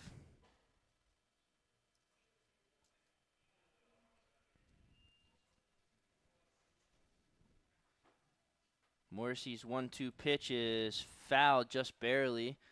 Looks like it got a piece of Ryder Young, so he's going to take a stroll and walk that one off. Never a good feeling. And looks like in the bullpen for the Riptide, Nieto is out there on the mound. Doesn't have a glove, though. He has the possibility of going today, but he is throwing with his left hand. And he's a right-handed pitcher, so not necessarily doing anything too serious out there. This Riptide bullpen likes to have a lot of fun out there when they're not warming up. Chase Banky as well. Ooh, left-handed pitch that one bounce the plate. Morrissey, this one is driven towards left field. Montgomery giving a chase, but it's going to land just past the Riptide bullpen foul. So we'll do 1 and 2 for the third time. Same defensive alignment. Pettit even at third. MacArthur at the cut at first. 1-2 pitch again. This one swung and missed. Strike three. DJ Akiyama goes down for the second straight at bat. The 9th strikeout of the day for this Riptide pitching staff. So despite the deficit, they've done a good job at striking guys out. And now 2 outs for Trevor Schmidt, who singled his last time up.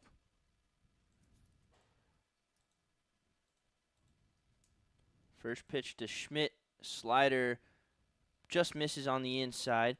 Schmidt was at LSU this past year, but did not play for the Tigers, and now he'll head to Grand Canyon next year for a bit more opportunity. This one swung towards right field. It's going to fall for a base hit, and that's going to score a run. Schmidt taking a big turn, but holds it first as Salmon throws it in. So Trevor Schmidt comes through with his second hit of the day and an RBI to extend this Barons lead. That's the first time that the Barons have scored since that second inning, on the RBI from Nathaniel Williams. So getting back on the board and extending this lead. It's only a matter of time that you must think before the Riptide bats get hot. Yeah, not really Morrissey's fault. He got an out, but the error on MacArthur forced that runner to second, and he did a good job to work around it except for that single. So now has to work with 2 outs. This one hits Jason Del VR, so Morrissey a little wild here after the base hit, but you talked about it. Now Riptide down another run and running out of time, 3 at-bats to play with, so they're going to have to find a way to wake the bats up. We might see Coach Evans go to his bench a little bit. Bradley Navarro is on the bench. So is Justin Tiller, so we could see some changes, but for now Morrissey's going to have to work around some traffic as he'll face Carrington, who takes a big rip and a miss for strike 1. And you look, it's Ryder Young, Jack Salmon, and then Grant MacArthur coming up to bat. So 5, 6, 7 for the Riptide. You're starting to get into that territory where you think about pinch hitting for sure. Carrington 0 for 3 today. Morrissey's 0-1 pitch is waved at and missed on the slider for strike 2. So Carrington, one of the few Barons hitters to not reach base today, but had a good year for LA Valley College at 306. 0-2 pitch on the way. Inside corner, just misses. Ryder Young wanted strike 3, but will do it again. 1 ball and 2 strikes.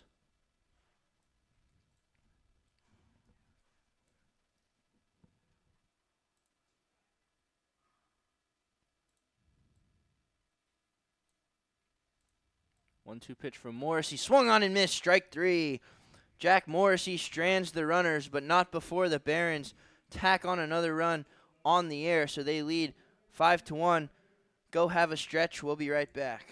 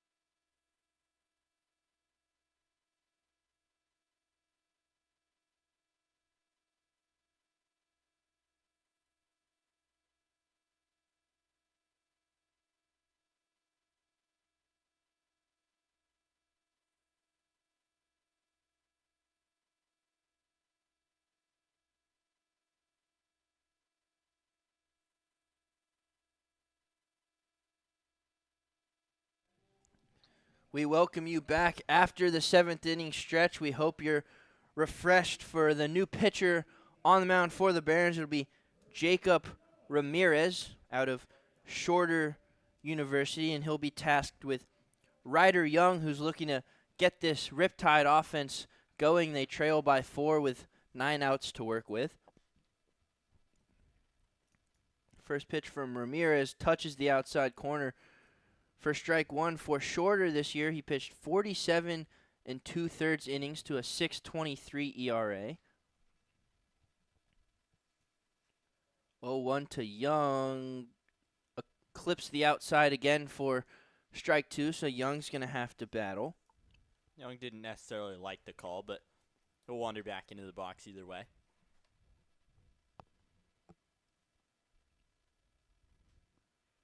Oh, 0-2 to Ryder Young as he pops this one towards the Barons bullpen, giving chase, but no avails. It'll fall behind the bullpen, so we'll do it again.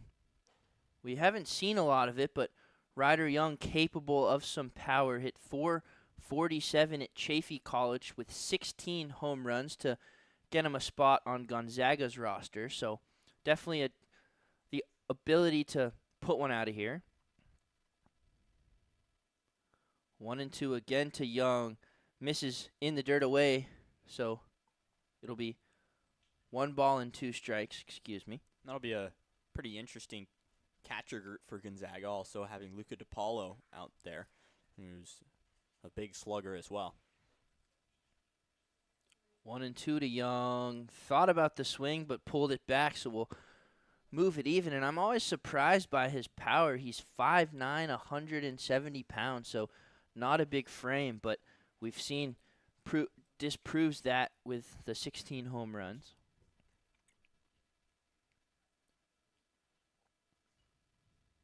Two ball, 2 strike pitch on the way. Young takes a big swing and a miss and falls down for strike 3. So it'll be up to Jack Salmon to get it started. A big swing. He was trying to show us the home run power there with that one, but came up short. And this is strikeout number 12 for the Barons. And they are just easily dealing with this Riptide lineup, who coming into this game offensively was on fire. Yeah, the offense has been clicking so far, but only the 1 run here as Salmon takes a big swing and a miss, fouls it off his foot for 0-1. Salmon, 2 of those 12 strikeouts in each of his 2 at-bats. So looking to better his fortunes here and hopefully spark something for the bottom of the order.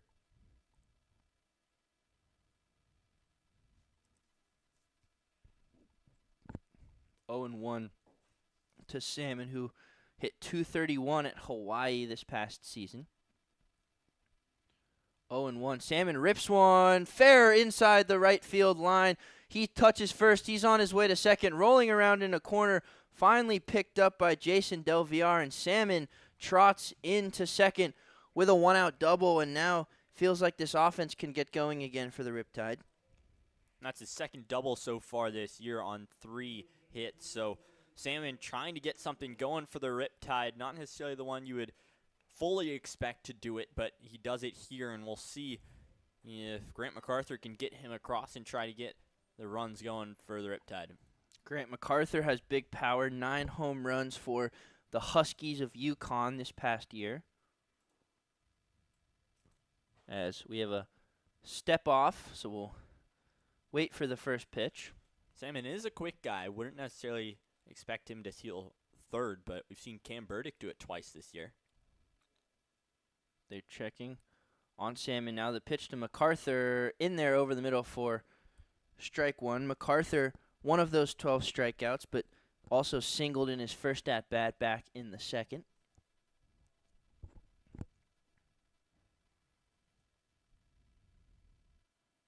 Oh, 1 pitch on the way to the big first baseman. Misses outside to even up the count. MacArthur has had a slow start for the Riptide, but he's put together some better at-bats over the last few games. Still just some shenanigans in the Riptide bullpen, nothing really happening. 1-1 to MacArthur, big swing, and he singles into left field. They're going to send Salmon from second. Here he comes. The throw is going to be cut off and not in time. Salmon comes around to score. MacArthur, the RBI single, and the Riptide have another run. I was just saying in the top of the 7th that the Barons need to add another one because there's only a matter of time before the Riptide bats start to get going again, and it seems they finally have. Yeah, MacArthur, second hit of the day. That comes in a big spot, but Marcus Rosales faced a similar situation in his first at-bat. MacArthur got a single, and then he immediately grounded into a double play, so looking for a different result here. First pitch to Rosales on the way is taken in the dirt. I don't expect MacArthur to run off of first, but you never know.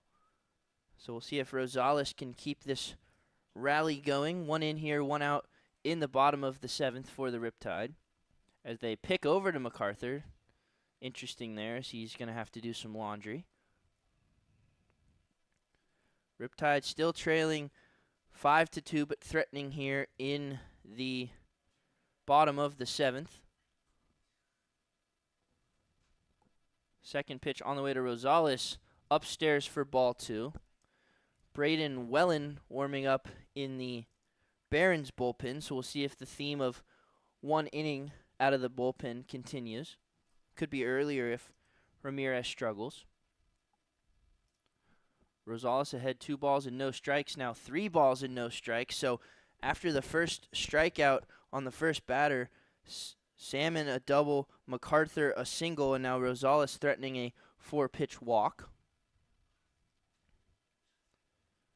I'm assuming Rosales will have a red light here, but we will see.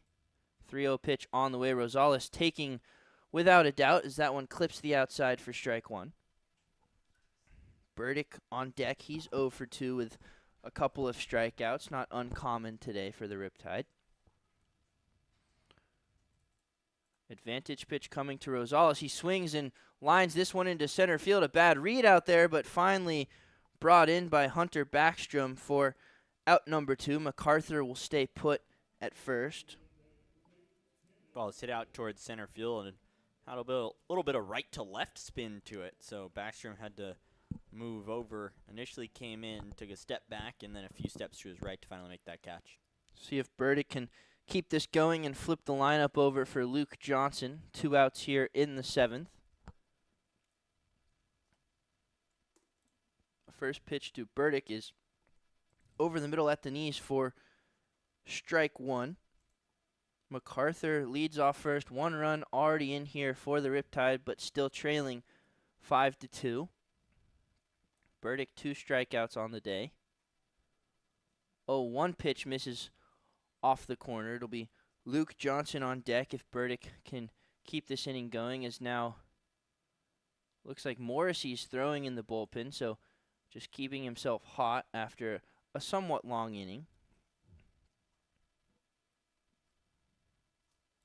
1-1 pitch to Burdick is swung on and fouled straight back. Burdick was on that one. Our ball boy comes hustling out of the dugout to grab that one. Hustles back. That's some wheels. Yeah, he knows the drill. You don't want to be out there for too long. 1-2 to Burdick. Just stays alive on the foul ball, so we'll do it again.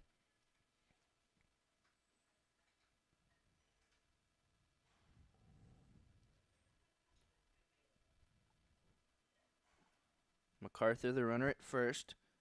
1 run in on the Salmon double, or the MacArthur single. Salmon scored. 1-2 again. Burdick pops this one up, but it's tracking foul towards the 21 and up section. Will land right there. There's a little kid hustling over, but ball grabbed out of his hand by a woman, so she can now exchange it for free candy, although she seems not interested in that. 1-2 for the 3rd straight time. Burdick goes down on strikes. Couldn't handle the hanging curveball, so Riptide get a run back, but they still trail 5-2 as we head to the 8th.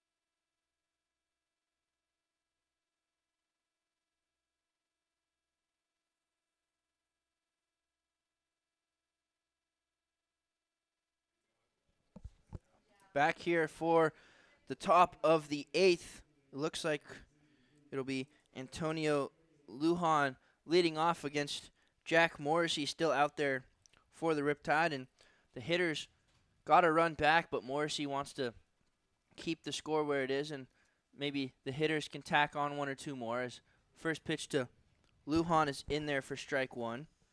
Lujan a couple of singles and then flew out to Burdick his last time.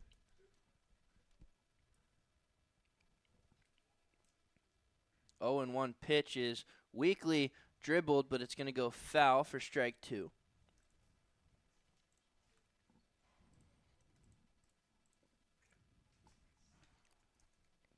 Lujan singled in the second, came around to score, and then singled in the third as well. Looks like Haas Fregoso on the mound for the Riptide over in the pen, starting to get ready. He's been itching to go the past few days. Yeah, we haven't seen him yet this summer, the UC Riverside pitcher. 0-2 pitch to Lujan. High chopper, going to be a tough play for Holland. He's charging, throws to first, and not in time. Heck of a play from Tyler Holland. Lujan beat it by half a step. I thought he didn't have a chance there. He made it really close. Made it a very, very close play, and Holland thought he got it. A little bit of frustration can be seen from him when he was called safe. But man on first either way, no outs. So third hit of the day for Lujan, all singles. That'll bring up Hunter Backstrom, who's struck out twice and scored a run after singling. Lefty on lefty matchup here for Morrissey, who delivers the pitch off the outside for ball one.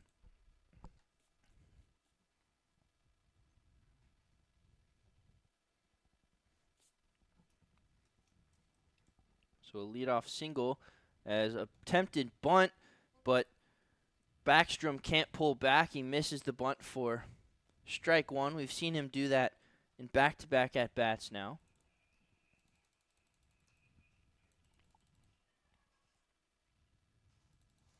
1-1 pitch on the way. This one hacked at and missed for strike two, so Backstrom in danger of striking out for his third straight time.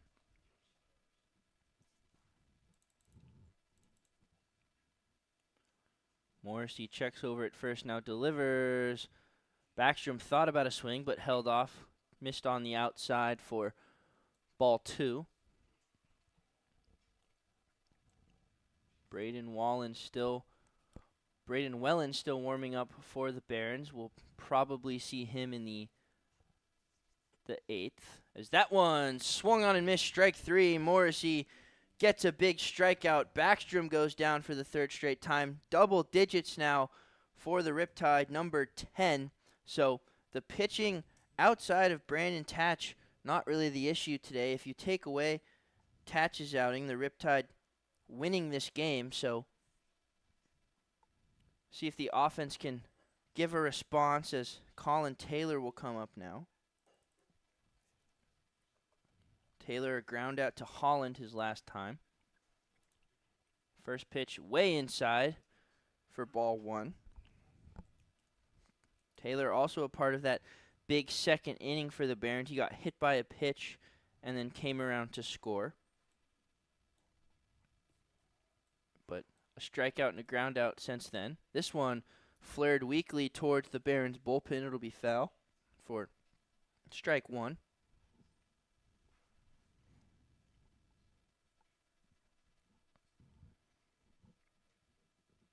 Morrissey looks in. Fragoso still warming up in the Riptide bullpen. 1-1 pitch coming. This one grounded towards Pettit, who bobbles it, throws to second for 1, onto first, double play. A big 2 outs on 1 pitch for Jack Morrissey. Pettit bobbled it, but stuck with it.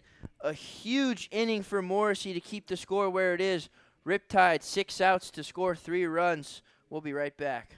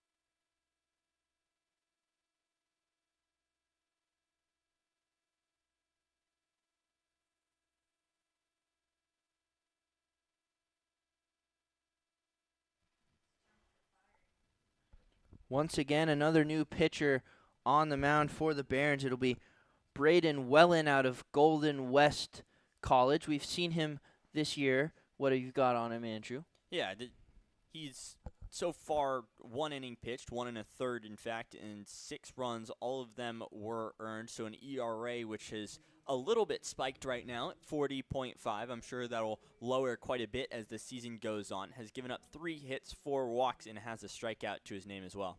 So definitely a guy the Riptide want to see as they have 6 outs to score 3 runs. It'll be Luke Johnson leading off, although Wellen was pretty effective at Golden West. Only 5 innings, but a 3.6 ERA. So potentially a big arm for this team. And this is also the first time he's coming in relief. He started the previous game, so we'll see what he can do from in a reliever position instead of starting the game.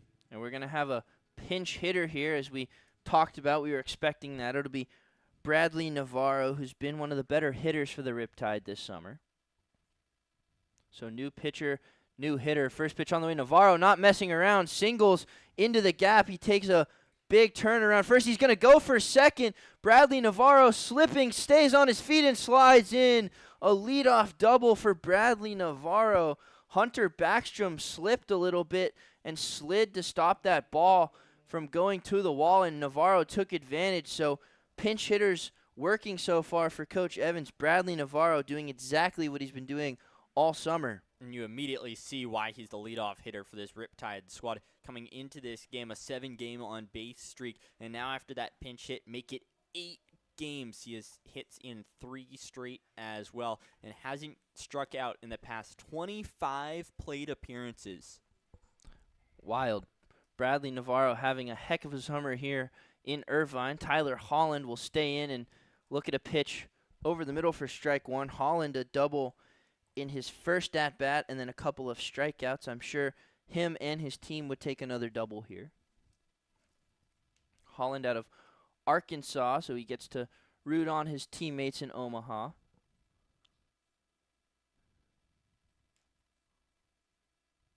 A 1 pitch to the shortstop, taken outside for ball 1.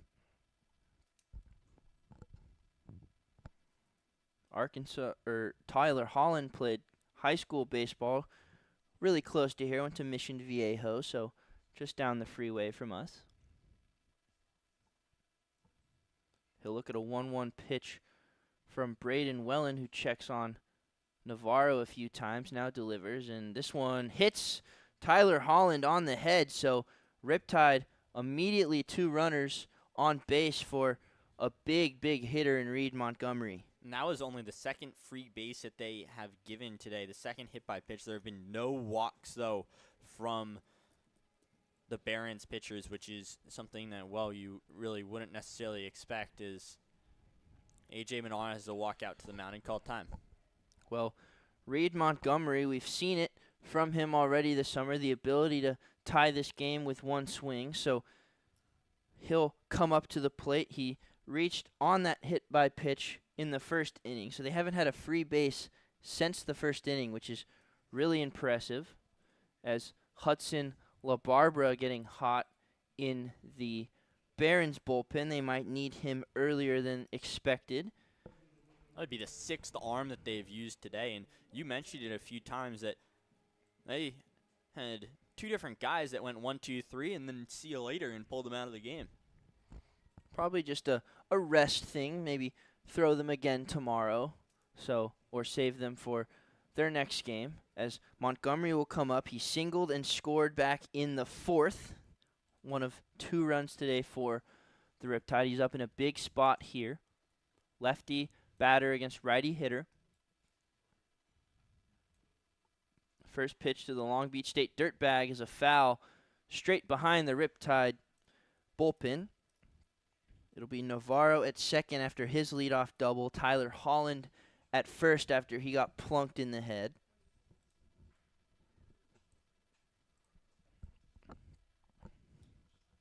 Montgomery quickly behind 0-1.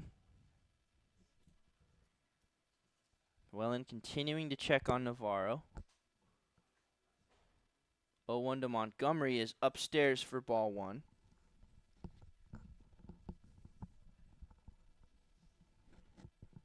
Montgomery did not have a good year for Long Beach State, only hit 102, but changing his fortunes here this summer.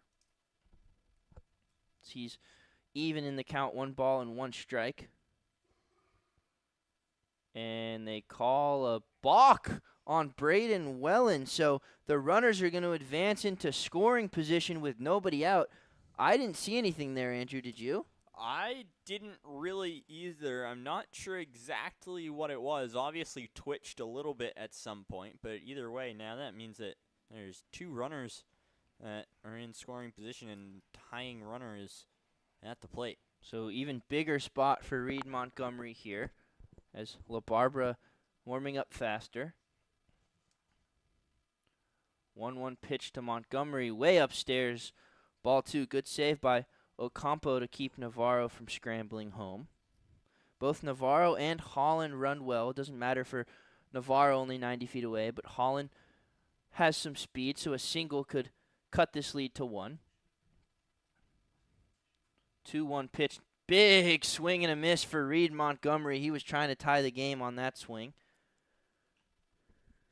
When you talk about the speed of Navarro, he made that single, or made a single into a double, which should not have necessarily been a double at all. Yeah, really good aggressiveness out of him. Went after the first pitch he saw of the day. 2-2 to Montgomery, way outside, ball 3. So in danger of loading the bases with nobody out for Brady Pettit, who's got some power as well. But Montgomery's going to have to battle here with 2 strikes.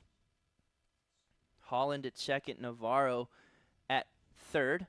Full count pitch on the way. Montgomery takes it way upstairs for ball 4. So Wellen, really the only pitcher to struggle here today for the Barons. He loads the bases with nobody out for Brady Pettit. And that was the first walk from one of the Barons pitchers today, and that did not come at a good time at all.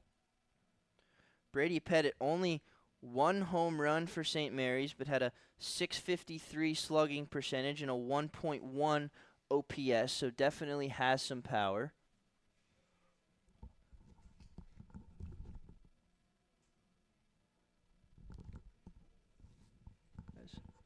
Pettit taking his time, but it's not going to be Brady Pettit. It's going to be Justin Tiller, who has a lot of power, Andrew. Absolutely does. He had a walk-off actually earlier in the season as well. Almost hit it all the way out. Instead landed just short of the fence, but either way, it ended up bringing around Carter Dans to score.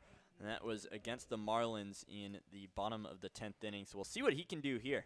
Justin Tiller, 22 home runs for Cypress College last year, a single-season school record, so could give the Riptide the lead with one of those here. First pitch to Tiller, catches the outside corner for strike 1.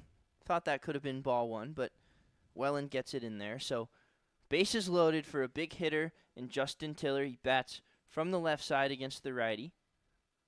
0-1 pitch on the way. That one also catches the outside corner. So Tiller quickly behind 0-2, and Wellen, after a hit by pitch and a walk, is now in the strike zone back-to-back. 0-2. Tiller has to protect. And that one misses way upstairs for ball 1. Navarro at third, Holland at second, Montgomery at first. Speed at all 3 bases, and a lot of power in the batter's box. Tiller, the go-ahead run. 1-2 pitch on the way, and big swing and a miss, strike 3. A huge out for Braden Weller, and that will bring up Ryder Young, who also has some power. Strikeout number 14 on the day now for the Barons. That is going to move it to eerily similar to what happened against the Bombers back in Game 1 when the Riptide ended up striking out 14 times. That's the most that they had so far this season. We'll see if Welland can continue to hold things down here. Except he's not going to face Ryder Young. He's going to face Jonathan Rodriguez. So back-to-back lefty pinch hitters here for Coach Evans. Rodriguez, a couple nights ago, a big home run up in Los Angeles, in Pasadena, against the Arroyo Seco Saints, one that traveled 410 feet. We'll see what he can do here. First pitch to Jort, grounded up the middle, second base to short for 1, on to first, and the ball gets away. 1 run's going to score. Holland trots in to score, so 2 runs. It looked like Rodriguez ended the inning on a double play. Instead, DJ Akayama threw it away, so now Riptide within 1. Big break there for the Riptide. Rodriguez swung at the first pitch. Looked like the inning was over, but we continue here for yet another lefty in Jack Salmon. So only 1 out was gotten on that play, and a huge at-bat from Jonathan Rodriguez to bring around 2. That'll bring up Jack Salmon, who's 1 for 2, or 1 for 3, 2 strikeouts and a double. He came around to score as he takes a big swing and fouls that one back. So Riptide catch a break. Now they only trail by 1. So only one of those runs that just came in was earned. The other one was considered unearned. 0-1 to Jack Salmon. And that one's in the dirt for ball one. So Rodriguez catches a break. He ends up on first base after the errant throw by Akiyama. It'll be Jack Salmon, 1 ball and 1 strike as he fouls one back. So 1-2.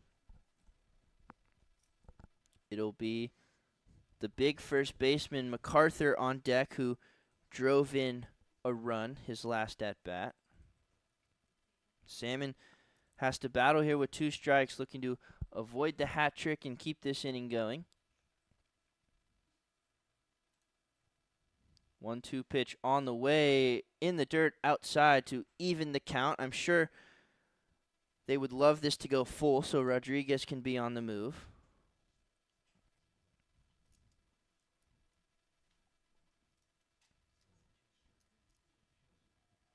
Salmon's looking at a 2-2 pitch. On the way, big swing and a miss. Salmon goes down for the 3rd time, but Riptide get gifted 2 runs. They head to the 9th down 5-4.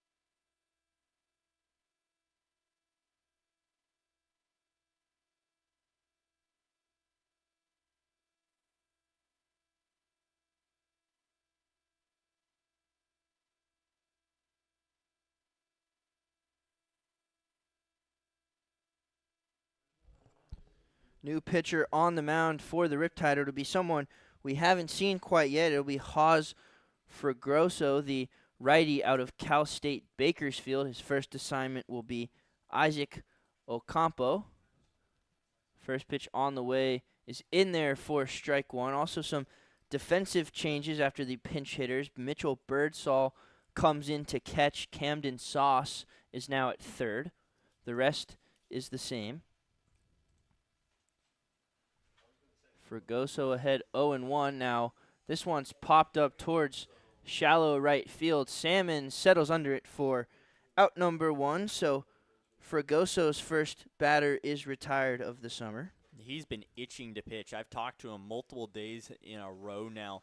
asking him, yeah, well, when's the time to go? And he's like, hey, I was just on vacation, but I'm here now. I'm ready to go. I'm ready to throw. He said that yesterday and the day before that as well, and today finally gets the call out there. Fragoso out of Cal State Bakersfield, as this one is grounded towards MacArthur at first.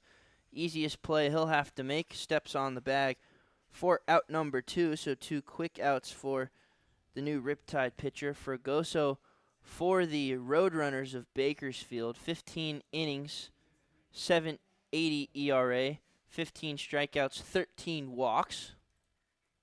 Now he'll face DJ Akiyama, who made that costly error in the bottom of the 8th to cut the deficit to just 1. As that one just misses above the top of the zone for ball 1. Elias Valdez thrown around in the Barons bullpen, so likely to see him when we hit the bottom half of this inning. As that one, big swing and a miss for Akiyama. So it'll be 1 ball and 1 strike.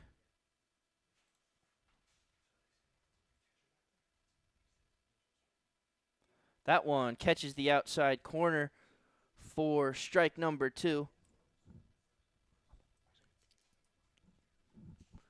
1 ball and 2 strikes to DJ Akiyama, in danger of his 3rd strikeout in a row, and won't come here as that one misses off the plate away. Akiyama 0 for 3, walked in his first at-bat.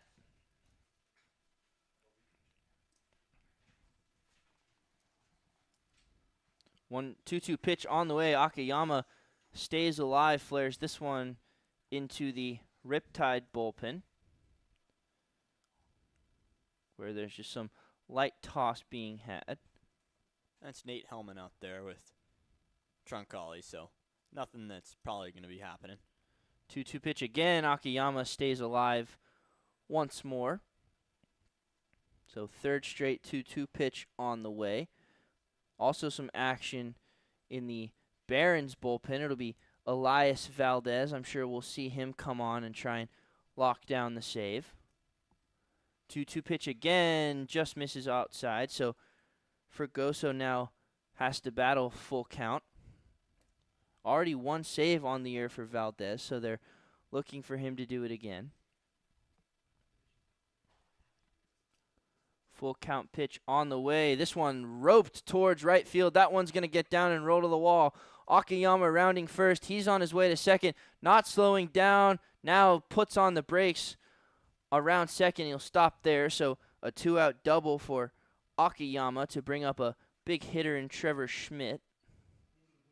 It looks like Fragoso is well in control of, or he was well in control of the first 2 at-bats and seemed to be for most of that 3rd at-bat until Akiyama just let one fly down the line.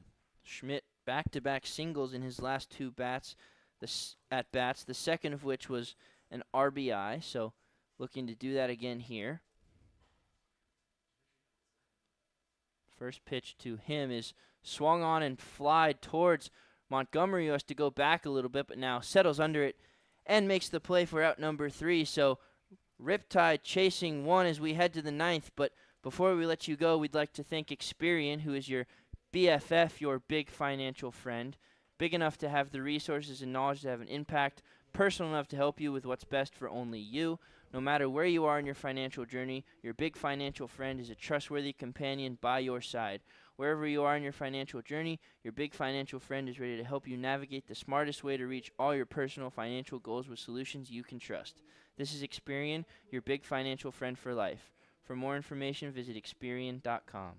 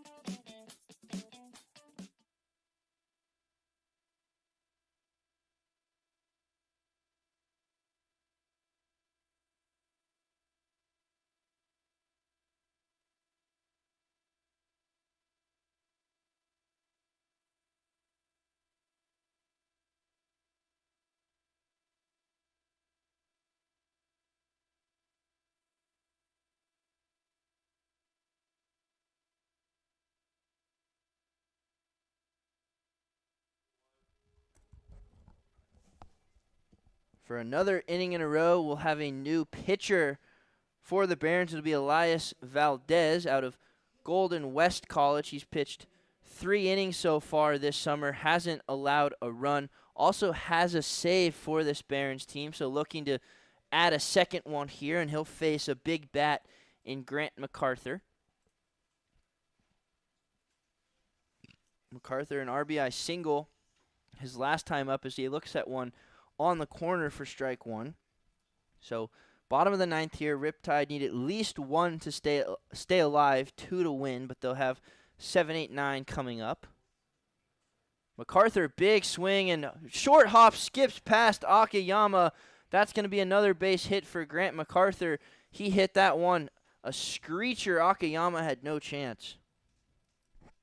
So it's a runner on base, and that means the winning run coming up to the plate in Marcos Rosales.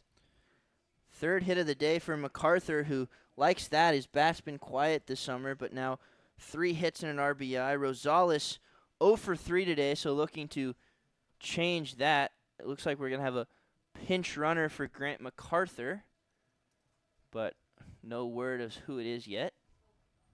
Running around was Carter Dans. I don't know if he will be running. Nope. It's going to be Riley Hunsaker, so he'll get in there. Saw Carter Dans running throughout the dugout, so maybe he was just telling Hunsaker in the bullpen because he's a two-way player, able to sit kind of wherever he wants.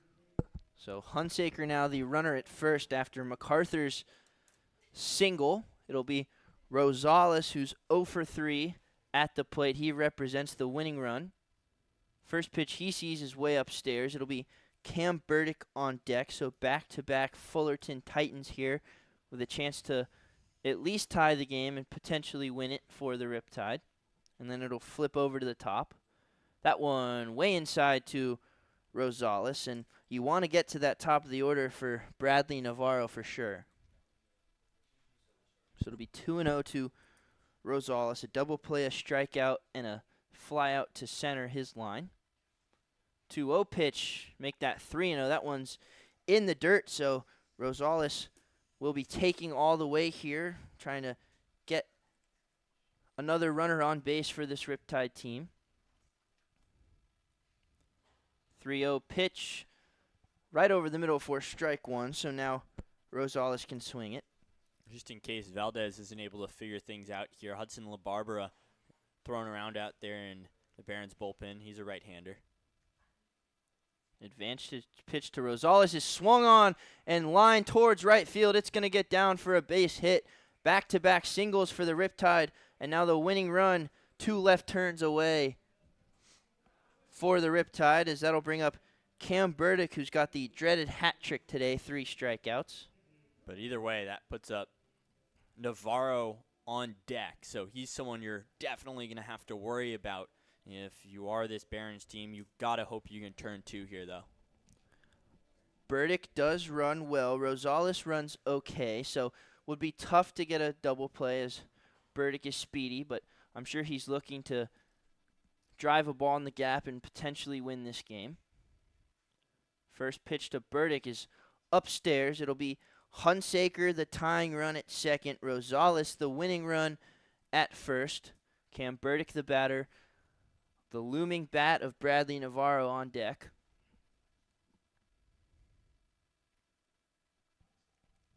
1-0 pitch to Burdick. Slider off the outside for ball 2. A decent hole on the right side between first and second. Maybe Burdick will punch one over there. Third baseman Taylor even with the bag, as is Schmidt at first. 2-0 pitch. Burdick swings and fouls this one out of the stadium for strike 1.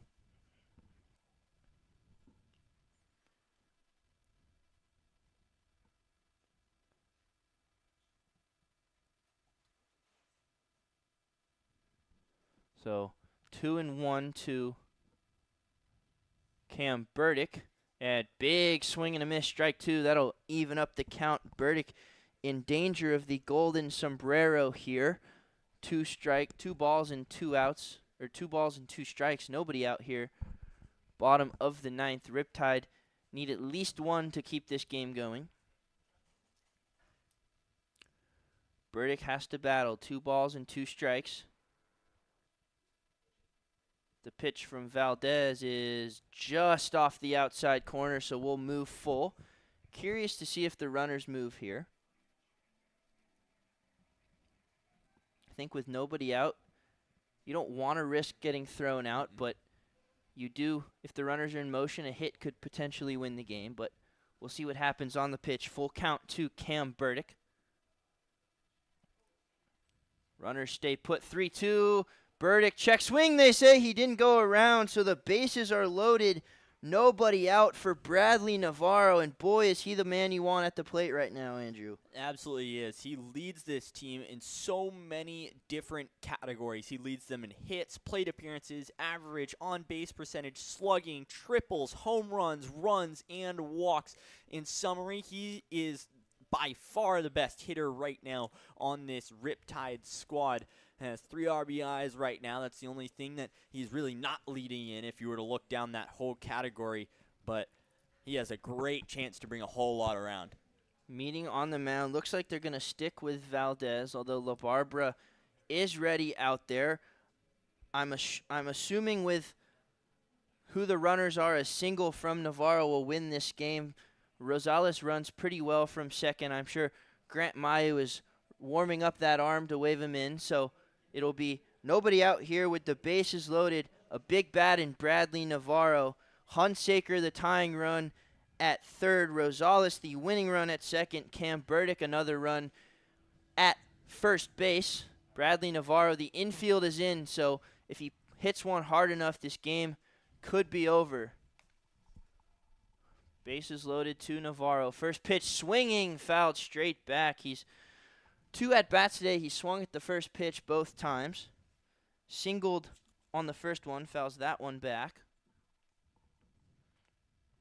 So 0-1 to Navarro. The infield is in. No outs here in the bottom of the 9th. Riptide need 2 to win. 0-1 pitch from Valdez. Navarro, big swing. Sorted there for strike 2. Now he's going to have to find a way to battle. He goes down 0-2. He was trying to put 4 runs on the board and end that one. But now he's going to have to battle. Tyler Holland stands on deck. 0-2 to Bradley Navarro. Pitch on the way just upstairs. A dangerous take from Navarro. The switch hitter batting lefty against the righty Valdez. LaBarbera ready in the Barons bullpen. No outs here. Bottom of the 9th. Bradley Navarro a chance to win this game. 1 ball, 2 strike pitch. Way outside. It gets away. Here comes Hunsaker running to the plate. He's going to score. And this game is tied on the wild pitch. Now the winning run 90 feet away for Bradley Navarro. What a break for the Riptide. That just makes his job so much easier now. There's not, or I guess also at the same time, makes Valdez's job so much harder. You can walk, but like you really just don't want to at all. You want to get this strikeout here. That would help you so much. Yeah, definitely can pitch around Navarro, but already 2 strikes here. Infield remains in. Rosales the winning run. 90 feet away, nobody out here. 2-2 pitch on the way upstairs, ball 3. So Navarro now a full count. We'll see if Valdez attacks him. Tyler Holland stands on deck. He's got a double today. Rosales, the winning run at third. Infield in for the Barons. Full count to Bradley Navarro. And he swings and fouls it towards the Barons dugout. We'll do it again, 3-2. If you're just joining us, it is a great time. Riptide have nobody out. The winning run 90 feet away for their best hitter in Bradley Navarro. It's a full count. Infield is in. 3-2 pitch once again to Navarro. He swings and flies it towards left field. Is it going to be deep enough? And they drop it foul. A very smart play, but risky from Antonio Lujan in left field. smart baseball, but if he miscalculates that, this game is over. I think that is a very, very, very intelligent play by Huon. Realized, hey, my toes are over the white line. That ball's going to drop just foul. Oof, so we'll see a 3-2 just yet again. That was definitely deep enough to score Rosales, so a smart play from Huon. Will do 3-2 for the third time. Again, Rosales, the winning run, 90 feet away, nobody out here. Bottom of the ninth, Bradley Navarro. Full count once again. He swings, grounds us. It gets through, and the Riptide are going to win the game. Bradley Navarro, he's been the best all summer. He comes through again. Rosales wins. Bases loaded, nobody out. Riptide score 2, and they win. Another come-from-behind victory for the boys in blue and orange. Bradley Navarro drenched with the Gatorade cooler. The Riptide are in right field celebrating a heartbreaking loss for the Barons, but the Riptide battled all night. They struck out a million times tonight. The offense wasn't working until the end. They come through. Bradley Navarro once again. The Riptide win it 6-5. What a game, Andrew. It was, what a game. But Bradley Navarro, I mean, you talk about just the clutch factor of him. Gets to a 3-2 count. Hadn't struck out in 25 plate appearances before that. Of course he won't strike out in the 26th. Puts it straight in between the first and second baseman in Schmidt and Williams. Ball just rolls into the outfield, and the Riptide win 6-5. 6-5 win for the Riptide. Bradley Navarro does it again. We take a day off tomorrow and then back here on Tuesday at the Great Park. I've been Huon Fitzpatrick alongside Andrew Giesler. Thank you guys for tuning in. Another Riptide victory. Good night.